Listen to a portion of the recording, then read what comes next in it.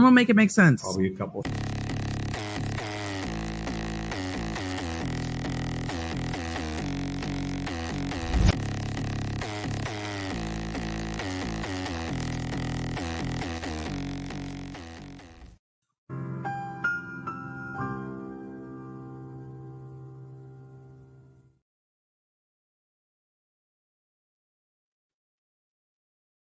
Time for a squirrel dance party. Let's get some music going here, people.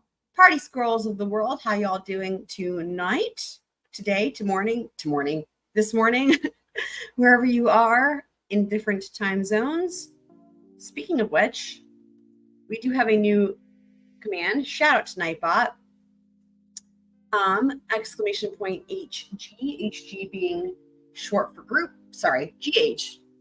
Exclamation point GH, short for group hug. So, shout out to DSN. Shout out to Super Planner Girl. Happy to see you guys. So, shout out to Dr. Bob. Love to see all of you guys here. Fender should also be here because I pushed back the stream for her. Hopefully. Which is fine. Like, even if she, just because she's in India. Shout out to India. But yes, our new command. So GH, right. There we go. Group hug. And the idea here with the flags is that these are, it didn't show the flag. Oh, that's interesting. Do you guys see the flags like normal looking, or does it look like weird to you guys? Because on StreamYard, it looks like letters. Here, I'll pull it up so you guys can see. Here's how this looks on StreamYard. But that's not how it looks anywhere else. So I think that might be one of those things where it doesn't show the flags. But can you guys see the flags?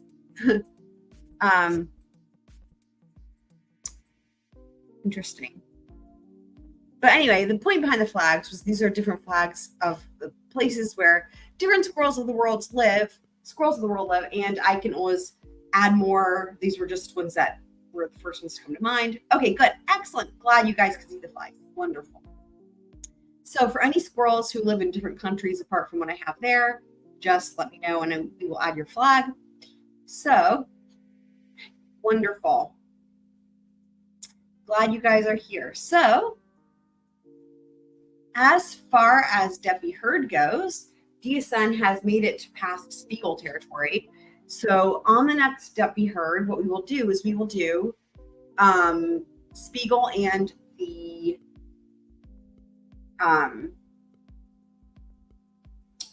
Morgans.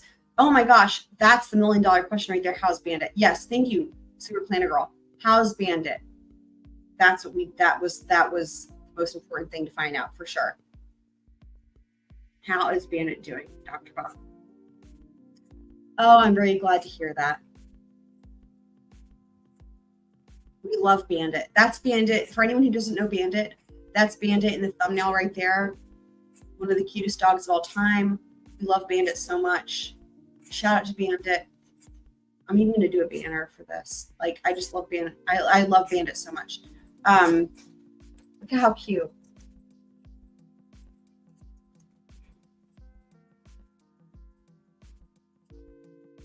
Shout out to Bandit for doing better. Good job, Bandit. What a good boy. We love you. We love all of the dogs. We love Luna and Watson. We love Precious. What a great name. Precious is feisty if she doesn't get her dried chicken bits on her food.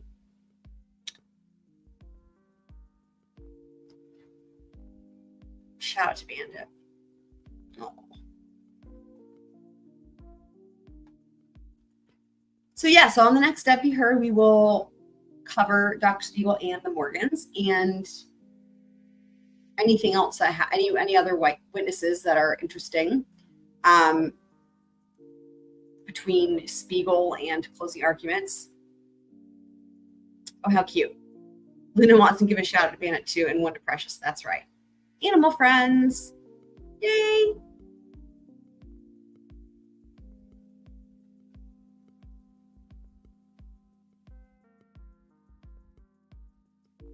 So tomorrow is a big day because tomorrow is the hearing.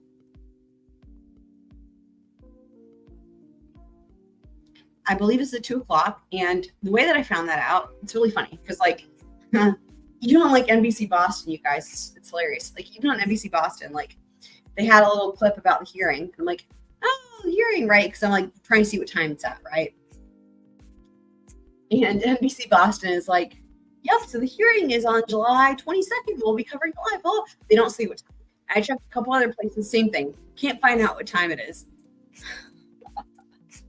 And I'm like, wait a second. Did nobody go back to the day of mistrial where they scheduled the hearing and like listen to this? Because they set a time, right? It's weird. It's crazy. It's weird and crazy. So I could not find anywhere a place that said the time or even had a live stream scheduled for a certain time to cover this hearing. So what I did was I went back to the mistrial day, that will live in infamy, where they talk about the hearing and they schedule the hearing, and it happens pretty quickly, but they do say 2:00. So I have it scheduled for 2:00, assuming it's still 2:00. That is when it should happen, to the hearing there, and maybe we'll find out what the Commonwealth's intentions are. I mean, if they're smart, they would say they're not going to retry. I don't think that's going to happen tomorrow yet. Emphasis on the word yet, like I keep saying, because I think it would behoove them to wait until more happens with the rest of this other shit. So what they might do is they might just not declare it officially, right? They might just like essentially ask for an extension. Not that they have to ask for one. It's not like they're required to give a date tomorrow or to give an answer tomorrow, but it might behoove them to wait because there's so much other shit going on, which is what we are going to be covering tonight, the other shit, as it were. So, you wouldn't want to speak too soon. Although having said that, the Commonwealth has not been known for their, how shall we say, ability to use like critical thinking skills, things of that nature. So I can't really say for sure. But for anyone who was normal, they would probably wait, or they would just go ahead and say, yeah, we're not going to try. Mistrial day was your anniversary. Was it really? Wow. So you guys celebrated a little bit late then, huh?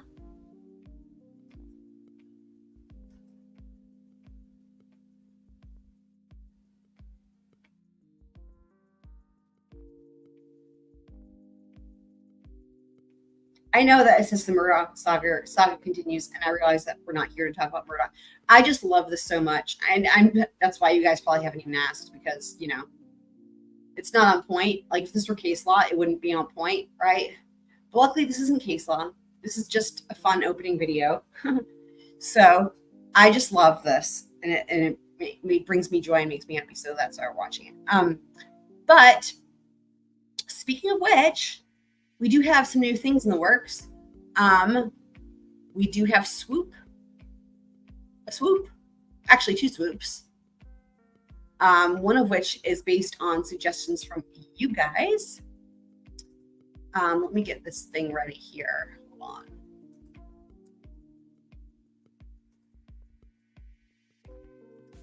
on. So yes, so we do have Swoops. So let me pause the music here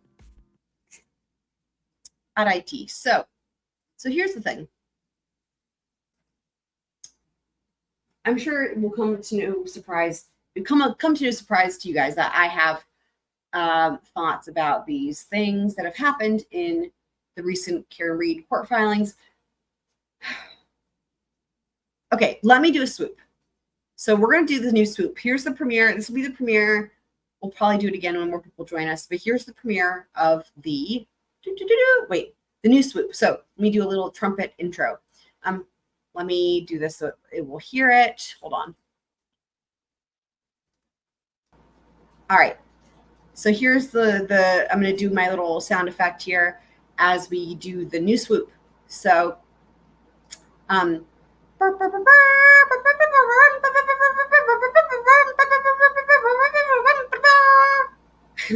that was me doing a trumpet thing. Okay, new swoop. Here we go. Here we go. You guys ready? Are you guys ready? It's a house. Hold on, let me do it without the banner. Although we love Bandit, we want to always do the shout out to Bandit. Hold on, let's just do this one more time. Wait, hold on. Now is a perfect time for this.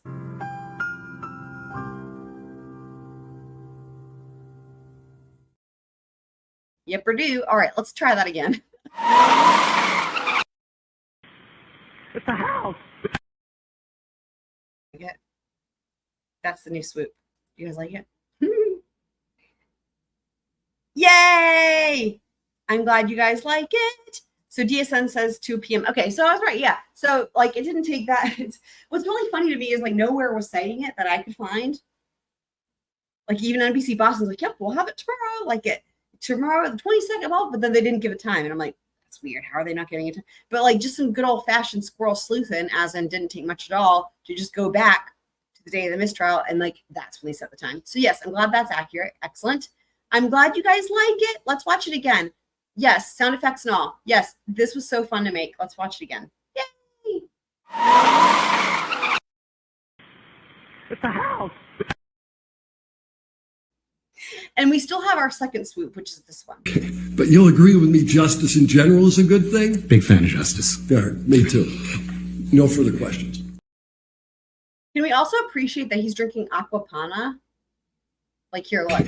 But you'll agree with me, justice in general is a good thing? Big fan of justice. Fair. Me too. No further questions. The water there on the witness stand is aquapana. I hope I'm saying that correctly. Shout out to all the aquapana fans out there. All one of you, Ron, or maybe two. Let's say Ron Schnell plus whoever else. But I'm glad you guys like the swoops. So yes, wonderful. Okay, so we've just swooped. Actually, both swoops were pretty appropriate for this. So we're going to get into the whole deal, the whole shebang, as it were. So, all right. Okay, here was the question. Sorry, I had a question for you guys, and then we swooped. So the question was this. How do you guys feel about all the newest things that have come out with this case? By the way, in case you think I'm confused, that's like an accurate concern, valid concern, but I'm not confused. There's a reason I have this up first, but you can ignore that for now. But anyway, so what did you guys think about all this with especially with Juror Doe? Do you guys have any thoughts? How did you guys feel about it? Just because, you know, it all happened really quickly, right? There were like a bazillion filings that came out within like a handful of hours on one day. But we've all had some time now to digest it and think about it, which is why I didn't want to cover it that day. And I was just, it was too much. And I was like, no, we're going to do Deputy Heard.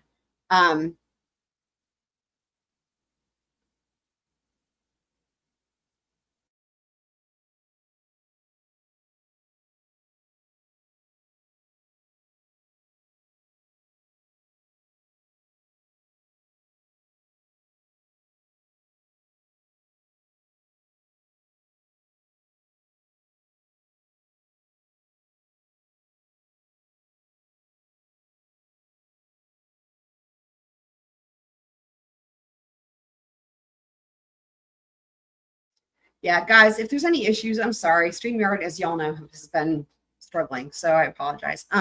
So are you saying Dedham, is this for tomorrow? I mean, because tomorrow is Monday at 2 p.m. The only thing is that I would be surprised if they argue the motion, because it's not going to be Judge Bev. Where are you seeing this, DSN? Shout out to Kids Mitz. Kids Mitz, you missed our new swoop. Happy you're here. Hope you had fun at your, where was it? I forget what event it was, but it was at a synagogue. Shout out to synagogues. Shout out to Judaism.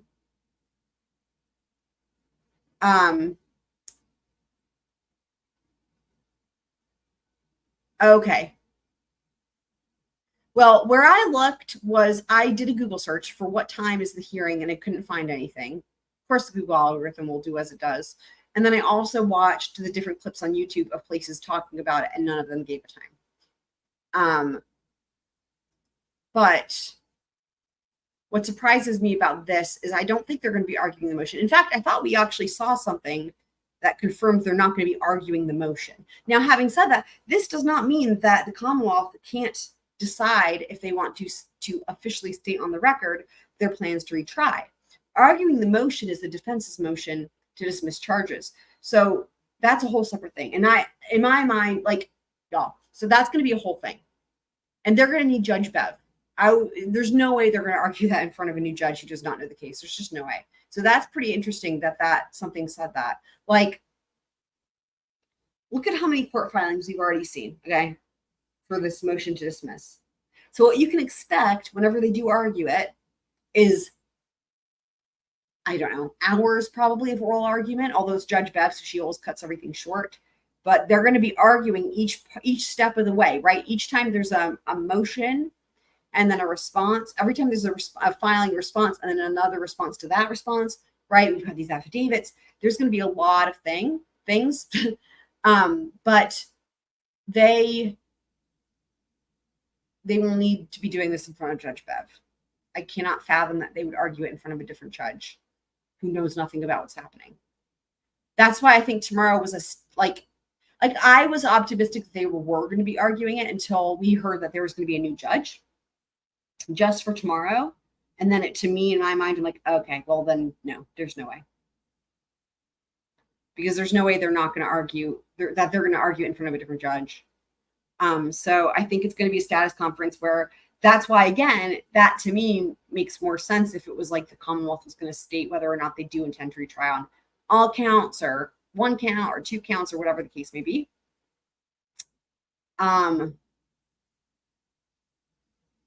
So I'm glad that it's at 2 p.m. I mean, that's what they said. I just think it's funny, like normally, guys, right? Like normally, if you are trying to find out what time a hearing is at for any of the other cases, or, whatever, it's just like, it's not that hard. I just think it's funny. I'm just commenting on the fact that it's funny that, like, I did, Google searches and watched a couple clips on YouTube, including from NBC Boston, which is one of the preeminent, like, YouTube channels or whatever you want to call it, mainstream media covering this entire thing, right? NBC Boston. And from everything that I saw, nobody said the time. So good for you, for TSN, for finding it. I just think it's funny. It seemed like normally that would be something that would be just kind of like would pop up on your first search for anyone searching, Good example, like Koberger hearings, right? Because I cover those Koberger hearings. If you do Google search for like, what time is the Koberger hearing? It's going to pop up. So, but what I was wanting to hear was from you guys. What were your thoughts on this? Not this order of impoundment that's on the screen, but just of Juror Doe in general and everything that we've learned about Juror Doe before we get into the rest of this. Do you guys have thoughts? I know you guys have thoughts. Y'all always have thoughts. Don't be shy. Hello, Lisa Lee. Happy you're here. Please, Lisa, I'm so glad you're here. Shout out to Texas. Please feel free to share your thoughts on Kismet. What are we doing? Yes. So what we are doing is we've already premiered the new Swoop, which DSN's burned out on Karen Reed. Well, here, let's do a Swoop for cleansing. Hold on. Since not everyone saw the new Swoop. Hold on. Here's the Swoop. Like what they have on LawTube. It's a house. I made it, guys. I don't blame you, especially because DSN, you've been doing the extrajudicial. That's the first word that came to mind. Research and shit, and also pretrial research. So okay, but don't worry. I think tomorrow night we will be back to deputy heard, depending on where you're at, DSN. So what we're doing is thank you, Kidsmiths. I was asking y'all, what are your guys' thoughts about the Juror Doe situation?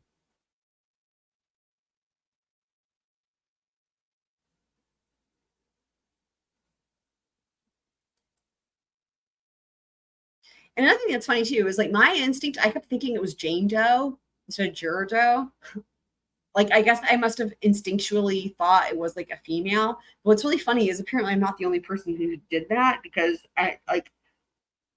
I've noticed a number of people on LawTube and shit, like they keep correcting themselves because they keep thinking it's a female. And then like, wait, we don't know if it's a he or she. And it's like really funny. It's like something, for some reason, it comes across that way. So anyway, but apart from that, like, what did you guys think? What did you guys think? Okay, let me be more specific. What did you guys think about, well, Lisa, you're in the right place, girl, because we're going to catch up on that juror tonight. So you're all good. You're all good. Okay, that's totally fine. Cool. Love it. Don't even worry. You don't have to know a day. We're going to get all caught up tonight. So, and then once you're caught up, then you can give us your opinion and we'll be happy to hear it. So Kid Smith says, Juror Doe seems like they're anxious in general, to be honest. Don't blame them for being anxious over their safety. Right. Right. Okay. Let's get in. So here's what my plan is. Okay. I wanted to go back in time to whenever the fuck it was, less than a week ago, not that long ago, to the initial order. It was, well, maybe a week ago, the initial order of impoundment. Okay. This is the initial order of impoundment from Judge Bev.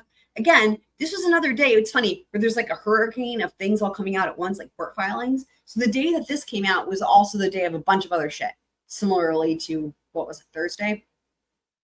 Okay, this is the order of impoundment. And what's funny is the day that this came out, there were so many other documents that came out. We actually skipped this.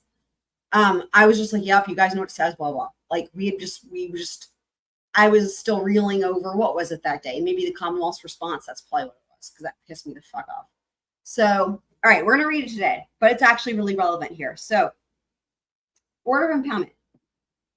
Now, unfortunately, this is not Bates stamped. That would be really nice if it were with a date, but it was, I don't know, a week ago or so.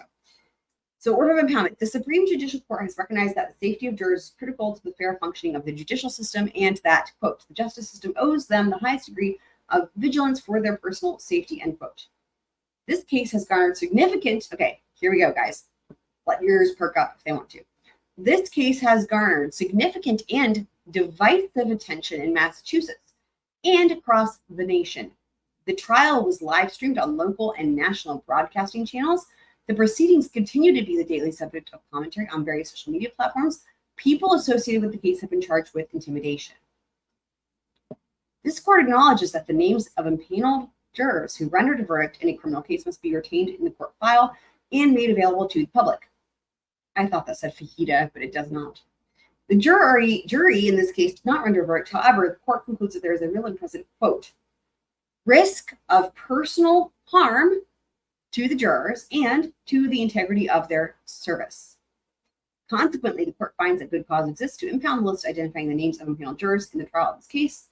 The court further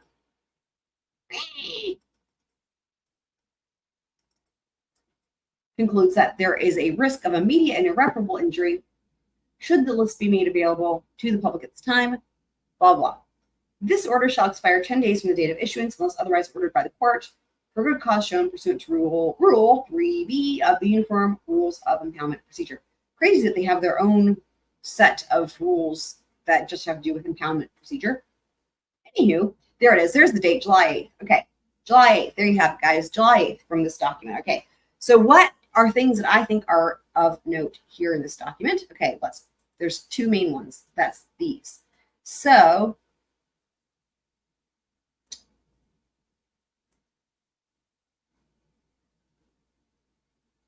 well, three things, actually. Okay, one, people associated with the case have been charged with intimidation. Two,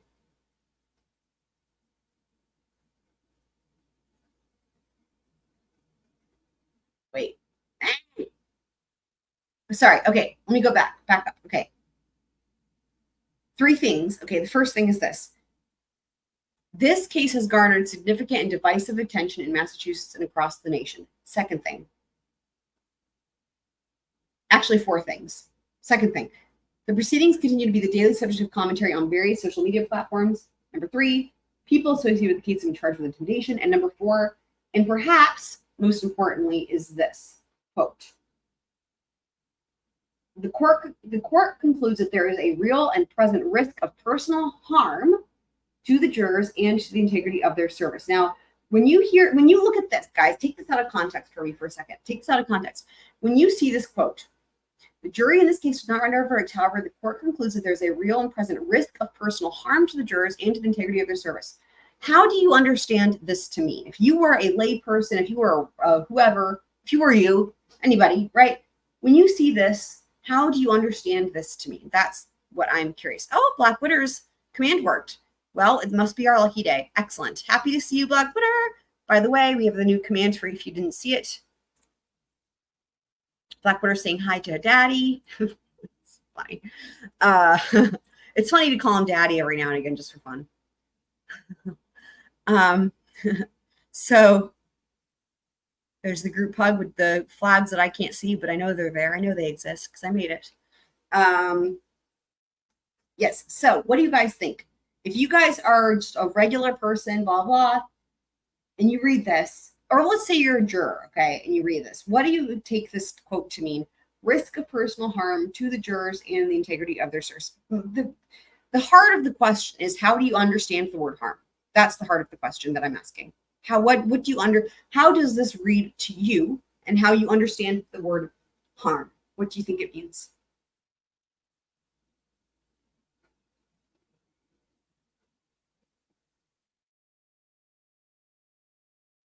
Blackwater, I don't know what the heck that means.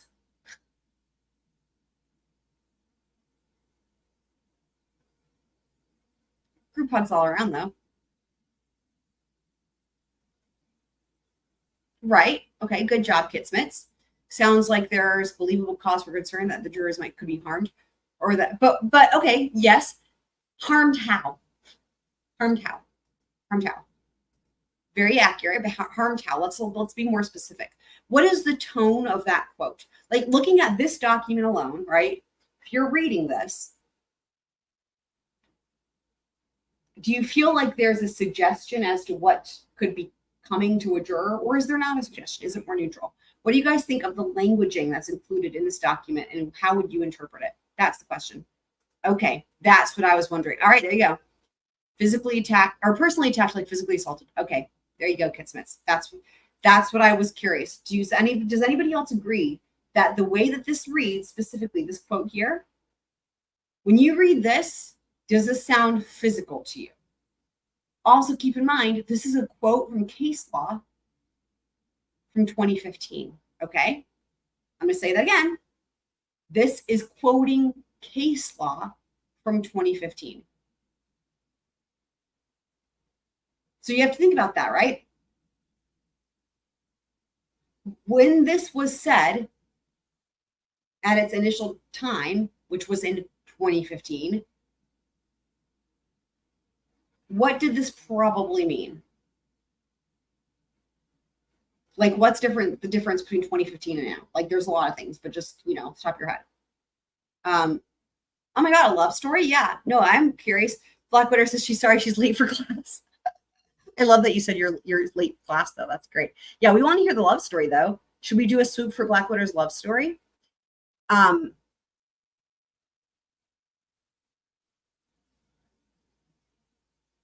She called someone else daddy. Who did you call daddy?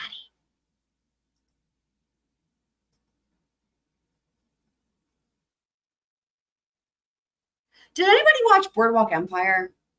Sorry, I have to. I'm not going to swoop because I'm hoping it's not going to be a whole tangent, but doesn't mean we couldn't do the swoop just for fun. But anyway, did anybody else watch Boardwalk Empire?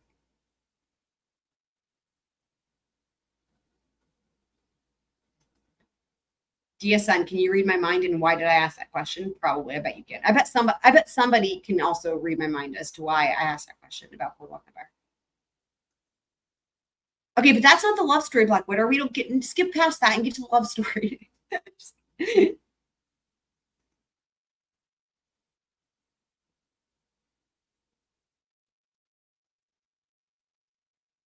Kitsmith hasn't seen it.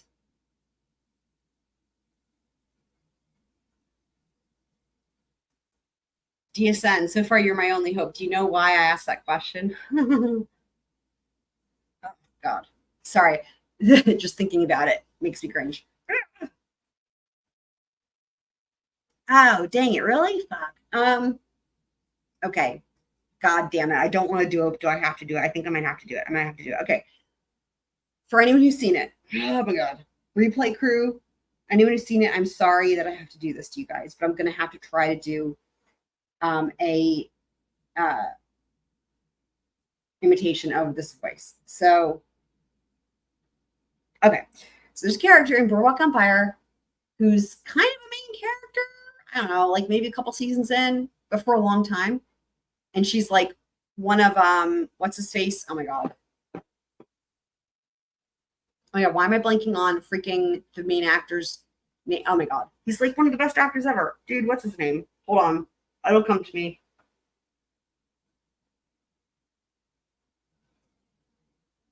Why am I not thinking of it? Somebody help me out. The dude.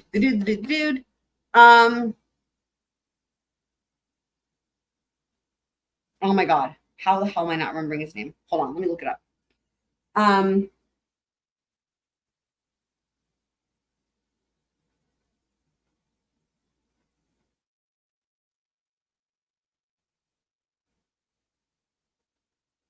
Just a second.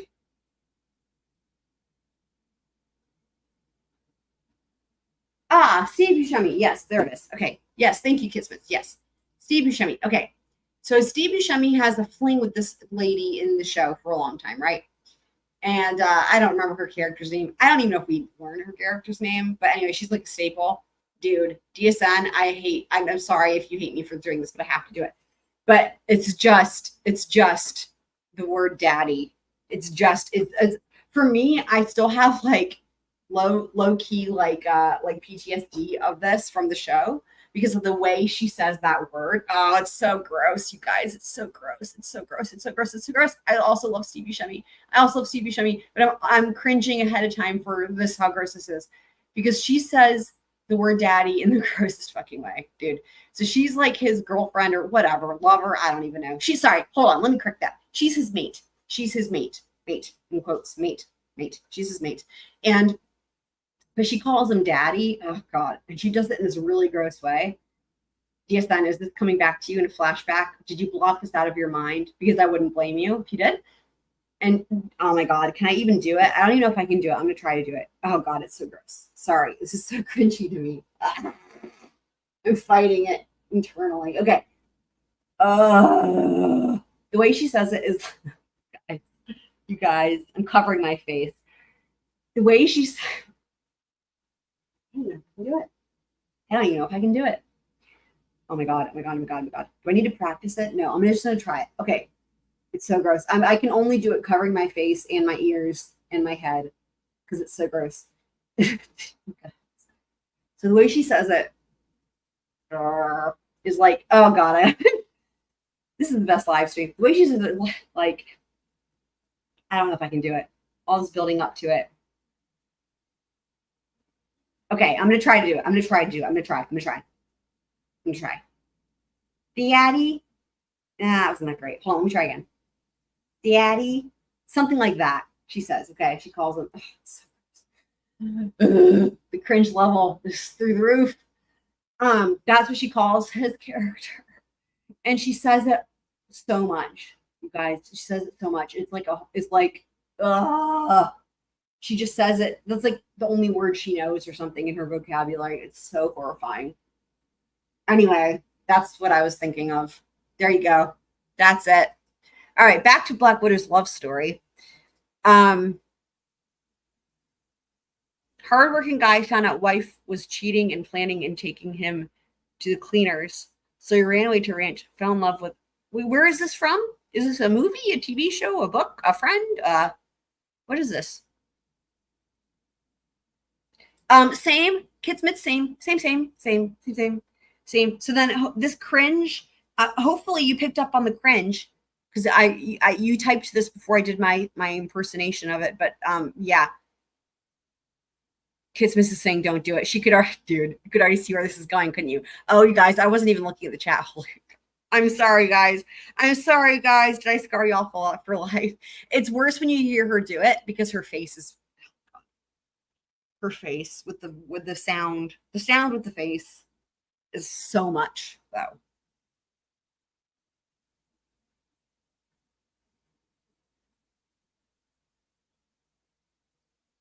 Right. I'm with you, Kit Smith.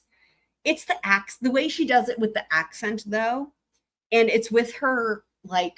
She has a gesture she does, dude. She has a gesture and like a facial expression. It's the grossest fucking thing of all time. Seriously. Like, there's ways to make it less gross. She makes it the most. I think HBO did that on purpose, honestly. I think it was on purpose. Because it's like the cringiest thing of all time. It doesn't have to be that cringy, but I think they did that on purpose. But you just have to be prepared if you watch it.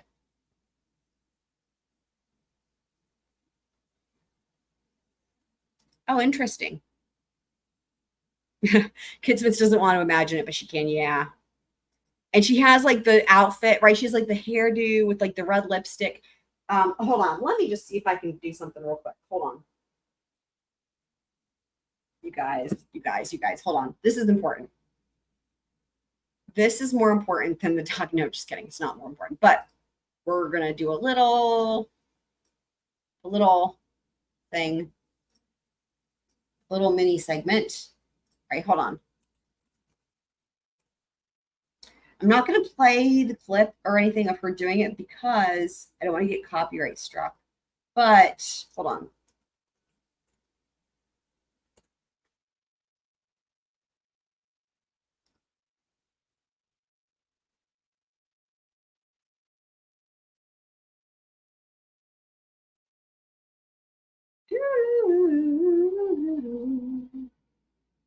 I don't even remember her character's name. She might not even have a name. Honestly, I wouldn't be surprised if she didn't have a name.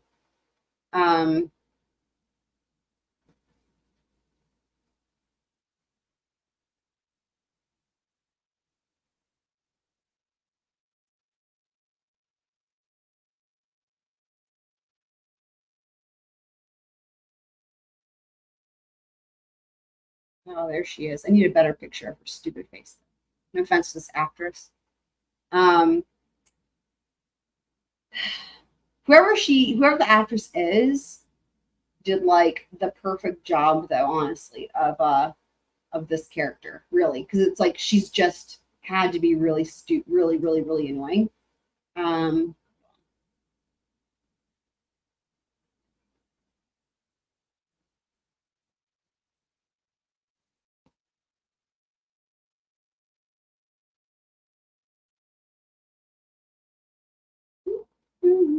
Well, I don't know why I can't find.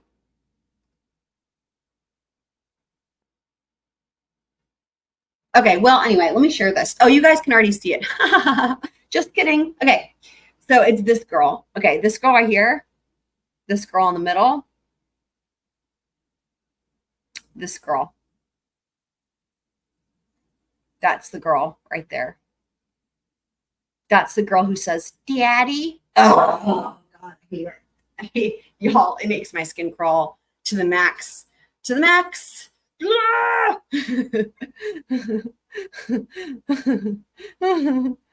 Oh my God. Blackwater says, I don't call cocaine yay or my partner daddy. There we go. Shout out to fucking Andrew. Dude, that's amazing. I love that though. Daddy's just a high honor to me and she can't even tarnish it. That's awesome. Love it. Love it. Love it. Blackwater says, all is a rich and diverse education here. Charles and friends. Yes. That's what we go for. That's what we go for. A rich and diverse education for sure. By the way, Blackwater, there's a number of Irish folk in this. Actually, this dude and this lass, they are Irish. She's how would you say this? I don't know how to say it. There's no way I can say anything without it or I don't know. It's just she's how to say classic New Jersey, also from that time period, and also says the word daddy grossly. There we go. Yay. Okay, so let's get back to this, shall we? So, all right. Yeah. So I agree with you guys about the harm part, though, right? The idea being that this is from 2015. The way this reads, if I were a layperson and just reading this, or a juror and reading it, I would think, oh my God, like that sounds like physical harm. That's what that sounds like to me. Risk of personal harm. That to me does not mean name calling or social media posts or that sounds like someone's going to come by with like a pipe, right? Or like a tire iron or whatever the fuck, and like break your kneecaps or something, right? I'm sorry if you said this before. I did not see that. I did not see that if you said it before. I'm sorry. I have not seen you say that. Now, of course, sometimes messages don't appear in the chat. Technology. And it could also be that you typed it and it appeared, but I just didn't see it. I'm sorry.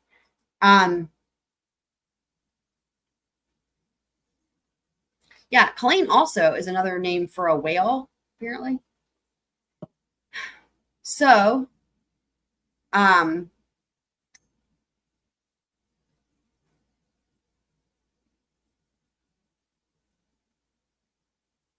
okay, so now let's go to, let me pull up, hold on real quick.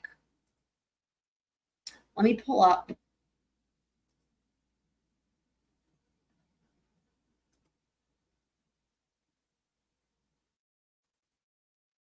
the rest of this. Okay.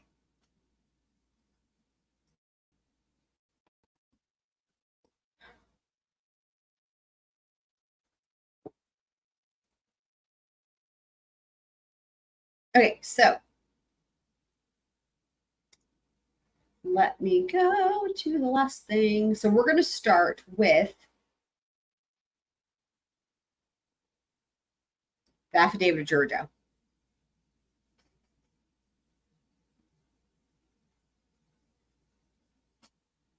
Okay, so Affidavit of Juror Doe. So Lisa Lee, here you go. Here's the affidavit. We took a little detour. That was gross and cringy, but we're back.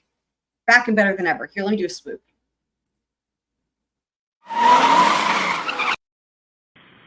It's a house. Okay. Oh,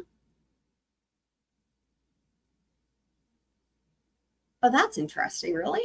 Wow. Yeah, everybody thinks they do. So, okay, so Affidavit of Juror Doe. Now comes Juror Doe, a pseudonym. Really? You think? Like, this doesn't need to be said. Who on oath deposes and says as follows. 1, I'm of legal age and have personal knowledge of the facts set forth herein. 2, I was a member of the jury that was seated in the recently concluded trial in the above captioned case. They didn't really caption it correctly, but whatever. 3, I just retained counsel to represent me. Not necessary, but okay. 4, I have read the impoundment order. Hey guys, check it out. Wait a second. Didn't we just read this? All right, here you go.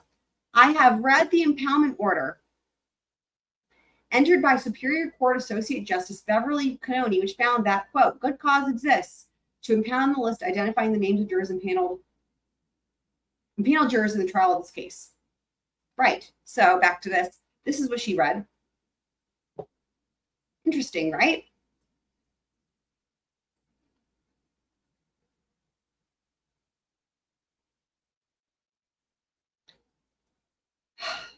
Okay. As I read the court's order, it is scheduled to expire on July 18th unless it is extended by the court. 6, I submit this affidavit in support of my request to extend the impoundment order until on July 8th.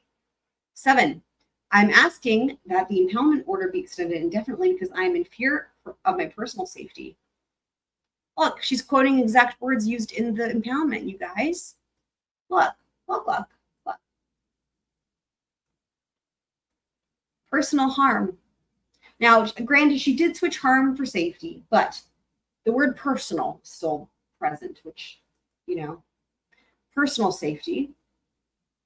Well, it wouldn't make sense that it wouldn't make sense to say I'm in fear of my personal harm. That wouldn't make sense. So yeah, she's referencing the personal harm, right? and the personal safety of my family if the names of the jury are made public. I have read the impoundment order and noted on the very first page that individuals associated with this case have been charged criminally with intimidation. Oh, wait a second. Hang on. Oh, wait, look, there it is. People associated with the case have been charged with intimidation.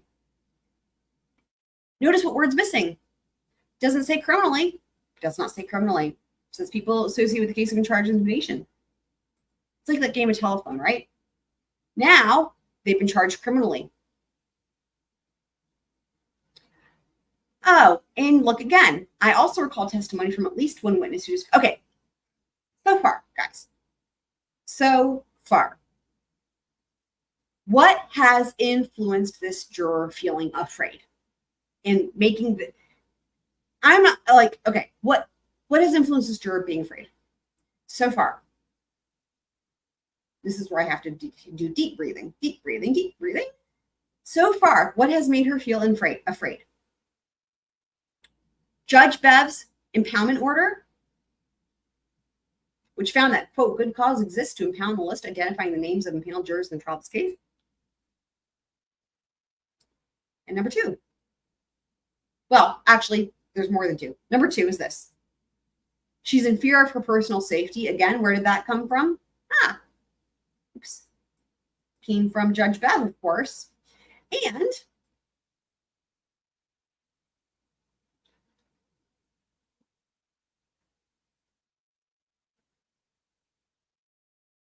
actually, there's more than, okay, three. This is so funny. Before it was also four things.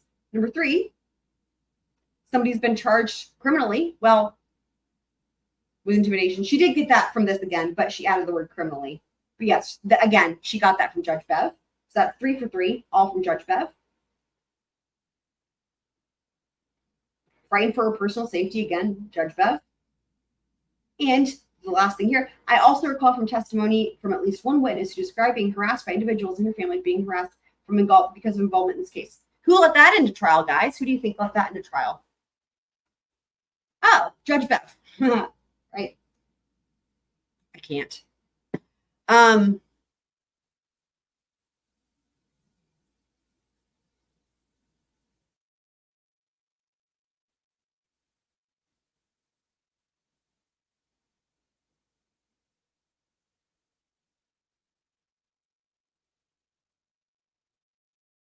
Right. But not just Jen, because also Alan McCabe. But who let that in was Judge Bev. I mean, that was the thing. The defense fought that coming in for good reason. It was Judge Bev's decision to let. This is the point. Judge Bev is the one who responds and makes this order on the impoundment, right? It was her decision to let that shit into the trial.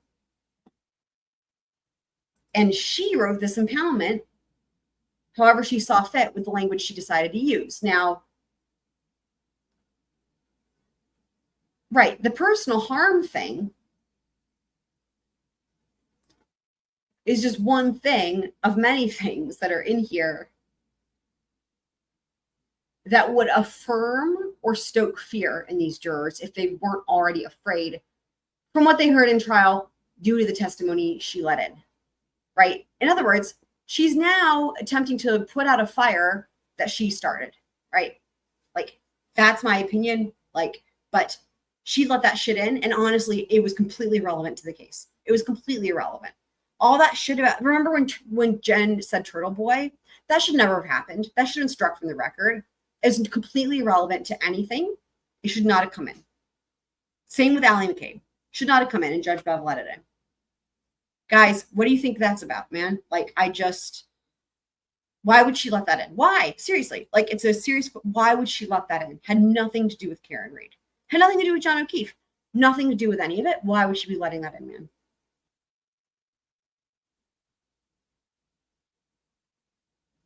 What is the point?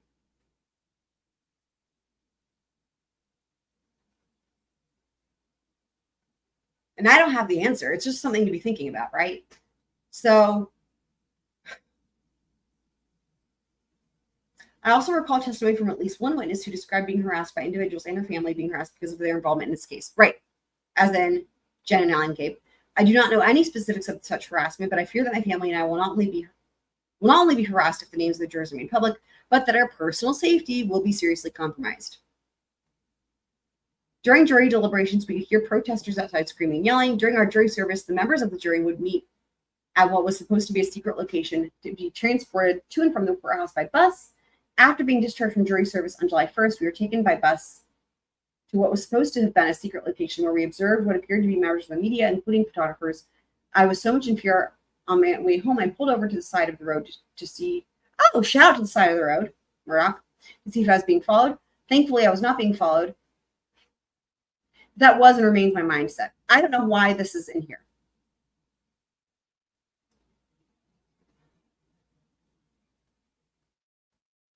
Okay, point one.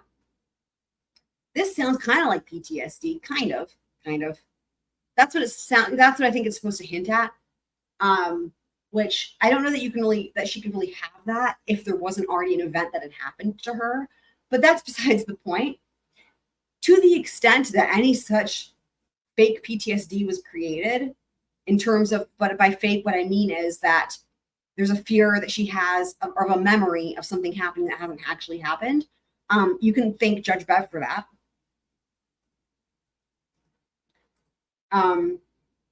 But also, again, why was it in here? Like, this is weird to me. This feels icky to me.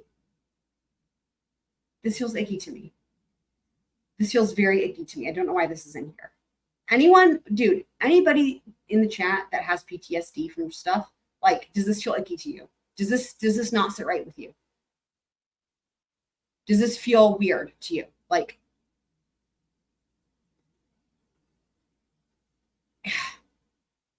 it's one of those things, man. It reminds me kind of like of Amber Heard, where there's things that with Amber Heard initially might have kind of not seemed all that obviously red flaggy, but for people who had been through abusive relationships or trauma and had PTSD,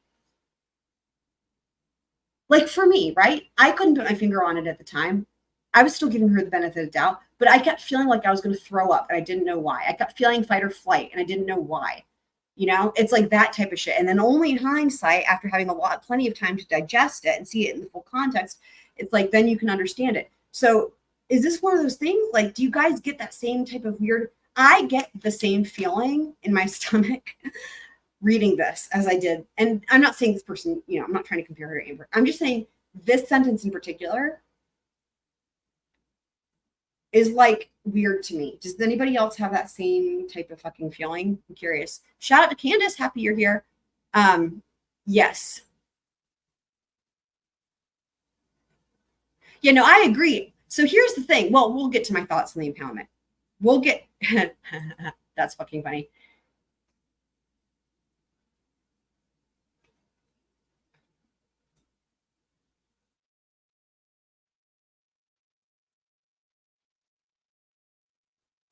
I even hired cousin Eddie media side work. So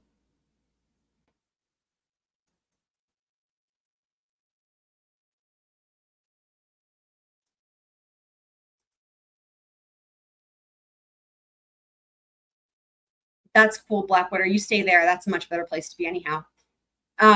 So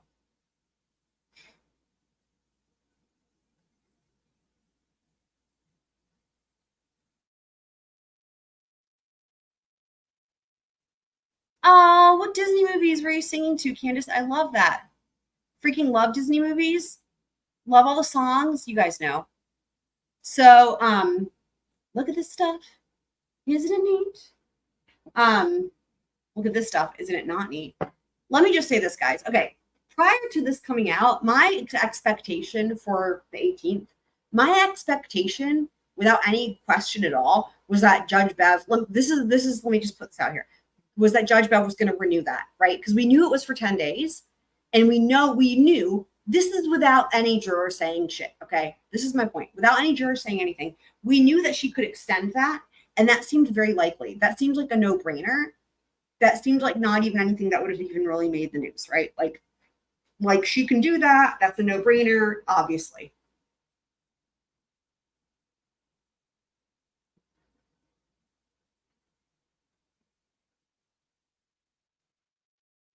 And this affidavit was filed on July 17th. Judge Bev writes her thingies about this, right? Writes her, not thingy, her order, right? On the 18th, the next day. And there's like all these different documents where she refers to this affidavit to support her decision to renew or extend it, right? And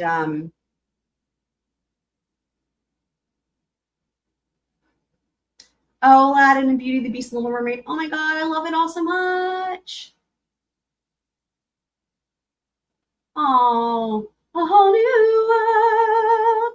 Don't you dare close your eyes.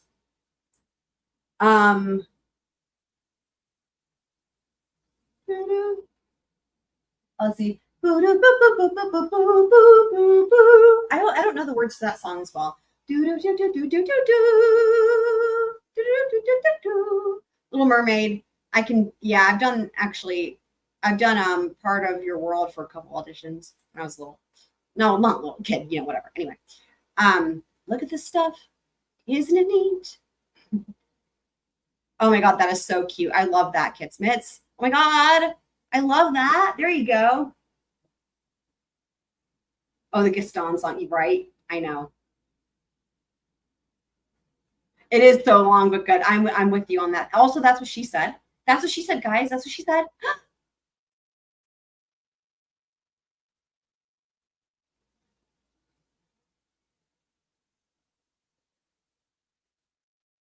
I don't think I know that one because it's not in the Disney movie. Boom, boom, boom, boom, boom, boom, boom, boom. Cue the violins. Anyway, okay. So,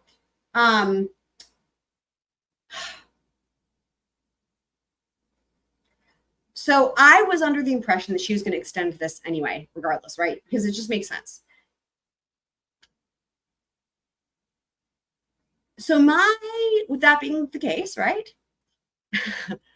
Good luck, Blackwater. Good luck.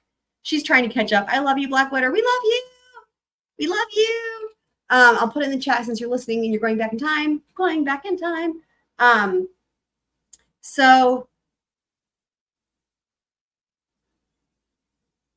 you have to imagine me on this day, right? Do you guys remember when we did that live stream and we ended up doing, I think it was like Duffy Heard, and I was like, y'all, I'm too mad. I can't even talk about this shit today.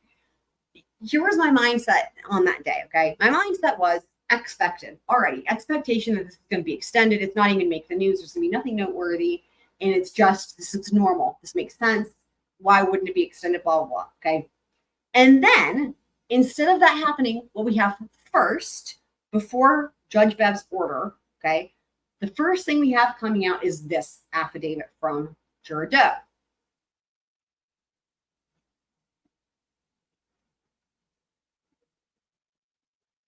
Here's how this reads to me. Not only is like stuff like this, the part that's highlighted, unnecessary to this affidavit, this entire affidavit to me is extra anyway. It's extra. It's superfluous. It's unnecessary. This was not needed. And the odds that Judge Bev was just not going to extend it. And then this came in the day before it was due. And then she's like, oh, well, I wasn't going to extend it, but now I'm going to. Let me go ahead and just draw this up real quick. I just don't buy it. Like, I think she was already going to do it. This is the problem, right, guys? I think she was already going to do it because, of course, she was, right? She was already going to do it. And none of this was necessary. But instead, what happens? Well, this is where it gets super icky. Now this comes out, and now she can base her entire thing on this shit. And we're going to talk about the significance of this. I have thoughts. Okay, but let's finish reading this document. So, I was in so much in fear on my way home that I pulled over to the side of the road to see if I was being followed. Thankfully, I was not being followed, but that was and remains my mindset.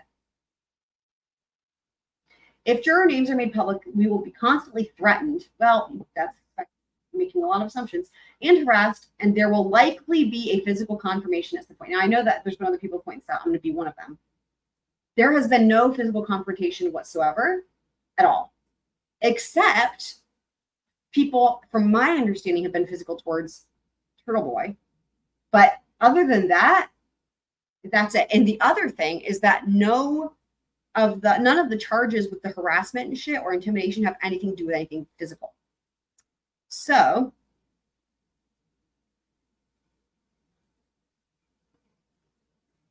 okay, number 12. Since being discharged from jury service on July 1st, I've read multiple news articles about the case and the attention that this case garnered across Massachusetts, New England, and the country. Now, having said that, this is really kind of unnecessary, right? Because she really knows all that she needs to know from Judge Bev already, right? And from the trial. She heard from Jen McCabe. She heard from Allie McCabe, thanks to Judge Bev. And she heard all these things, or read all these things, rather, in Judge Bev's initial impoundment. That's plenty to make somebody feel afraid. There are clearly people who have very strong opinions about the case and about the jurors who deliberated over many days. I've seen articles, comments to articles, and postings about the verdict saying some very nasty and dangerous things. Some individuals have expressed outrage and anger that the jury did not acquit the defendant. Some individuals have expressed outrage and anger that the jury did not find the defendant guilty. Just yesterday, I read an article in the Boston Globe with the headline, Karen Reed case ended in a mistrial, but the diehards haven't given up. I mean, you guys have heard all this, I'm sure.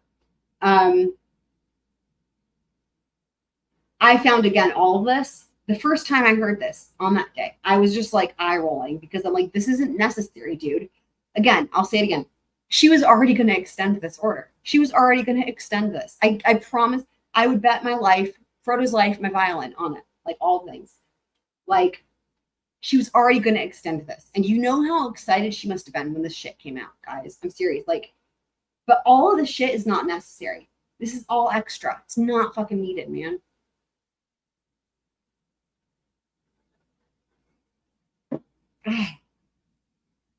And I'm going to get to the why I think this matters, but don't worry, guys. I'm going to get to why I think it matters in terms of the trial, okay? Later in this July 15th Boston Globe article, another individual interviewed by the reporter stated, blah, blah, just some more bullshit, whatever the fuck. Yeah, again.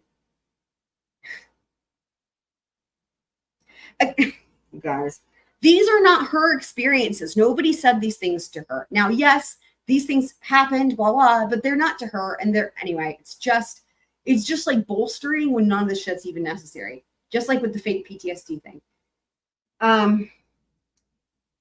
I agree. She shouldn't, like, yeah, accurate. You shouldn't want your shit publicized. That's valid. But I don't think any of this is fucking necessary. This would have been extended anyway. I've seen social media posts, blah, blah, attacking the judge. Blah, blah, okay.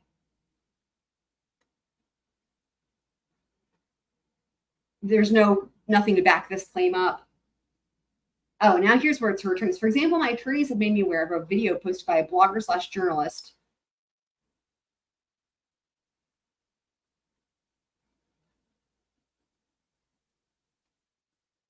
I'm just standing here shaking my head. I'm not going to read all this. I'm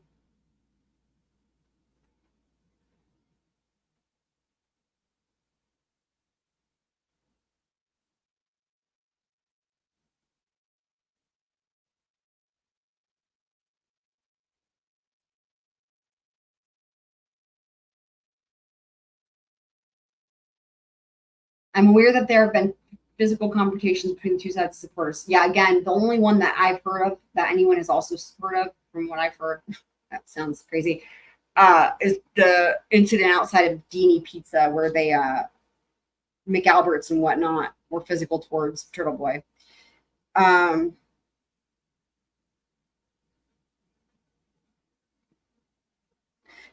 see, the problem with this shit, right, in this affidavit is she's citing, he or she, I keep thinking it's a she, is just citing shit that is on the internet. Well, anybody can say anything on the internet. That's the problem, right?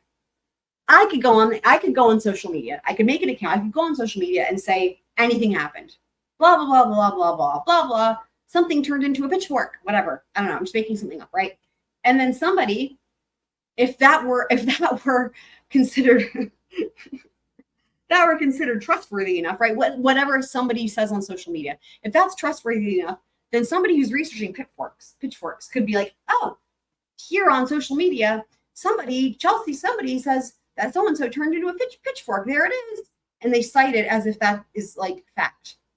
Hello, right? I mean, you guys see what I'm saying? Like, this is just why this is just not needed, unnecessary, and it feels icky to me. It feels icky. It feels really icky. It feels icky. Feels weird. You don't need all this. She's going to extend it anyway, you guys. I guarantee you. I guarantee to you. It's gross.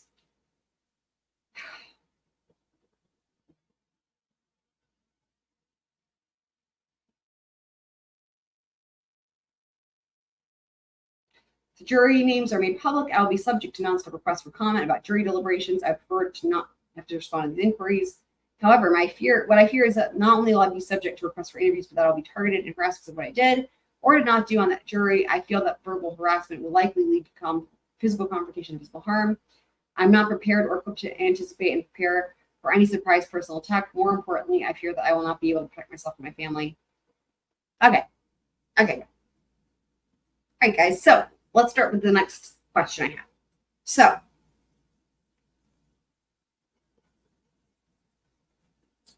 let's say you're a juror in this trial or any others.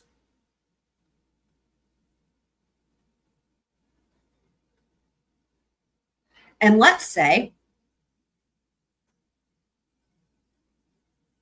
you really believe in this shit. Okay? Let's say you really are afraid for your physical safety.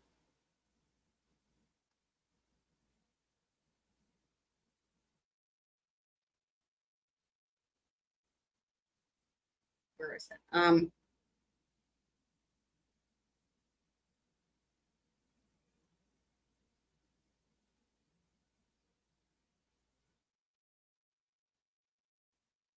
I know that at some point in here that you mentioned the fact that somebody has named or claims to know the name of the foreperson.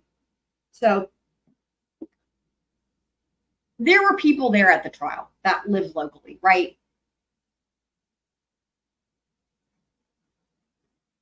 Think about it, okay? If you were a juror on this trial, what would you be more afraid of? The people who live locally and are actually able to be in proximity to like do physical harm to you, right? Because they know who you are and they live locally. Or random somebody in another country on social media, right? Or another state or whatever. Somebody's going to bed. Good night, DSN. See you tomorrow. So yeah, right. I know, right? So because the thing is that the people who are there locally, right? Dude, you guys, we saw it on the town, the select board meetings. It's everybody fucking knows each other. I have no doubt that whether that jury list is public or not, in terms of who's there in person in Canton and in that area, they all know who the jurors are. There's no way around it, man. Right? How do you go and serve on jury duty and miss work for that many weeks and then people don't figure out what trial you're on, right? I mean, it's just Canton townies, right? That's the thing. It's like, I guarantee you that the Canton local people know who these jurors are. I guarantee you. And so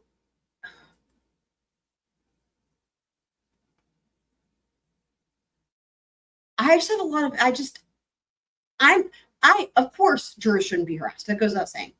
That's not what's the issue here for me. What's the issue here for me is the shenanigans. Like, this doesn't make any sense, this letter. So it's affidavit. So, like, okay. But having said that, let's just say that you are afraid for your family's and your own personal safety. That someone's going to come and attack you physically. When, like, put yourself in that position, guys. I want you to put yourself in this position for a second here, okay? Put yourself in the shoes of somebody, well, juror or not juror, anything, right? Let's just say it's anything. And that you are afraid for your personal safety, your family's personal safety, from a person who you wouldn't even expect because you don't know them. It would be a stranger to you, okay? Wouldn't be someone you can expect to come for you. It would be a stranger to you, okay? And that you cannot anticipate it or be ready for it. And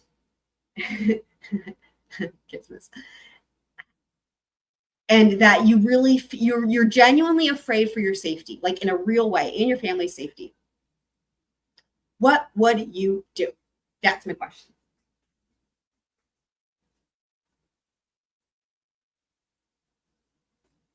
What would you do? What would you do? Again, this would be an unidentified threat, but you just know that there's something coming, right? You're really afraid for your safety, and it's a genuine threat. This is, we're not talking about imaginary ghosts or like somebody's been making threats to you. Okay, let's just say that. Let's say that there's been threats made, and they're legitimate, and you don't know who it is, and it could be any second, and it's to you or your family, and they're physical threats. Okay, Black would have said she would move. What about you, the rest of you guys? What would you do?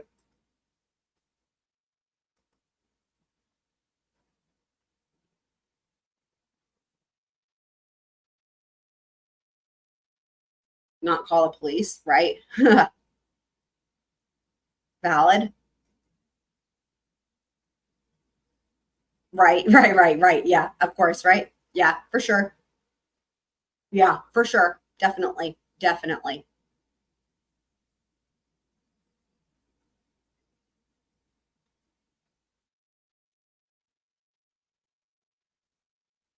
Moving is a good option. Honestly, if you live in Canton, you should move anyway. But you, yep, tell people you do trust that you're worried. Okay, what else? What else? Because that wouldn't be enough, right? Like you tell people you're worried, but then they show up and they kill everybody, right? In the family. I don't know, just, for the sake of the hypothetical, right? That, there you go. Install a security system. Yep. I think that definitely. Yep. That's a no-brainer, right? Or hire a security guard, or both. I think cameras are the first step, but I think a security guard, if you're really worried, right. That's going to do even more to deter somebody than just cameras would. Right. It's about having protection though. At that juncture, right?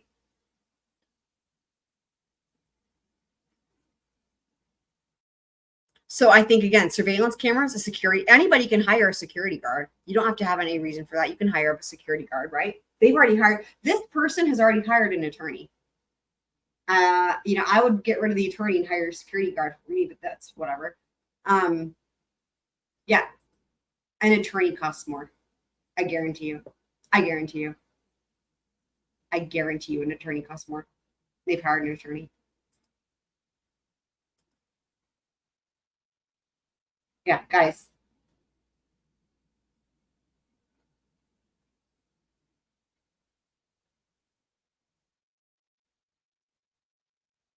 I wouldn't have even made the suggestion were it not for this. I just retained counsel to represent me. And there's several documents that are in this slew, this PDF here with all the different documents. There's several documents. It's not just this. There's several documents that are filed by the attorney. And should this juror need to appear in court, they're going to have their counsel there. So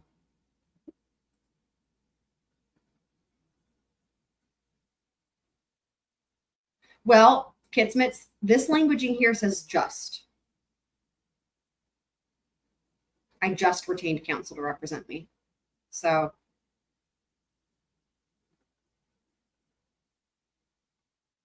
we're glad you're back. Glad you've had your family also. Shout out to the family, Lisa Lee's family. So they made it seem like, now, Kitsmits, I'm not saying that's not the case. This juror is giving us the impression that they specifically hired counsel for this. That's what they said. So,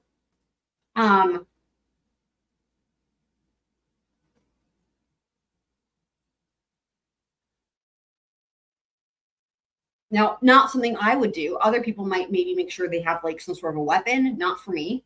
Not for me. A dog, maybe. Frodo would just lick everybody, but other dogs might bark. So, a dog, right? Maybe. I don't know. But yeah, at the very least, security cameras you can get for fucking cheap these days. You can get them for cheap. And honestly, a security guard is just I don't know how much, they're a lot cheaper than a lawyer. They're just, Kitsmits could get a weapon. There you go. See, for me, I have my squirrel karate legs. Hiya, kwacha. Yeah. Squirrel karate chops. Surprise attack. Pow. Yeah, you know what? That's a good point. Some mace or like pepper spray shit. Honestly, that's a great idea because that shit's cheap and effective from what I hear. Get a dog? Exactly. Always a good idea, regardless of if you're being threatened or not. Always get a dog. That's always the answer. But yeah, I mean, I've heard stories. Have you guys heard the stories about the pepper spray? And is mace the same thing? I think it is, but like that shit will take you out, like from what I understand. And it's not expensive. And it's not life-threatening the way a gun or whatever is. So that's always a good idea. You could even go like full on like Home Alone, right? Candace, good for you, man. You can even go full out like Home Alone, right? Let's see, y'all, get yourself some fucking cardboard and do some cutouts of people dancing or people doing whatever. I don't give a shit. People, right? And put them behind a drape or whatever in front of the window to make it look like there's tons of big people in the house. There you go. That's the there. You can even just that's the cheap. That's the budget version, right, guys? That's the budget version. The budget version there. Go full on Home Alone. Booby traps? Actually, that's what I'd fucking do. I'd be like, this is my chance, you guys, to set up booby traps. Marbles. Oh my God. Oh my God. Oh my God. Oh my God. Have you guys seen Swiss Family Robinson? There's some good booby traps in that one. Anyway. So, all ideas. So, but my point is this freaking dude, her extending, this is my point. Judge Bev, here's the thing. Judge Bev extending this so that the names don't become public, guess what that's not going to do? Guess what that's not going to do? And this is my point. If someone shows up to this juror's house to harm her or her family, this is not going to do anything to help her. And that's my point. That's my point. Because the people who live there locally already know. This only stops the names from being made public. Like, in other words, this only is going to prevent the wider public on social media from getting her name. That's pretty much it, right? That's it. But if her concern is physical harm and safety, and she's worried about a physical altercation, right? Like, I'm not saying you shouldn't be worried about it, but what I'm saying is this isn't adding up to me because this is not how you prevent that. If that's what you're worried about, this is not going to do anything. Mr. So-and-so from wherever the fuck, in Canton or wherever, right? Like Mr. Lucas Black, I'm just making up a name, could show up there with whatever by himself or with friends, right? With whatever weapons or no weapons, with the intention of inflicting physical harm to this juror and to this juror's family. Regardless, this has nothing to do with that.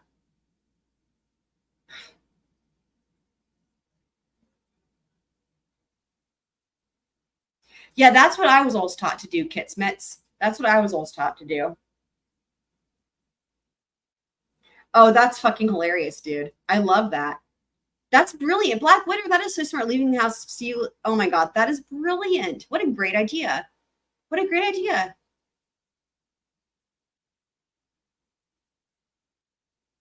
Y'all want to know something crazy? I haven't even told anybody this. So, where I live, there's like, I don't know. I don't think there's very much crime or whatever, but like, so I'm almost under the assumption that like everything's fine, blah, blah, right?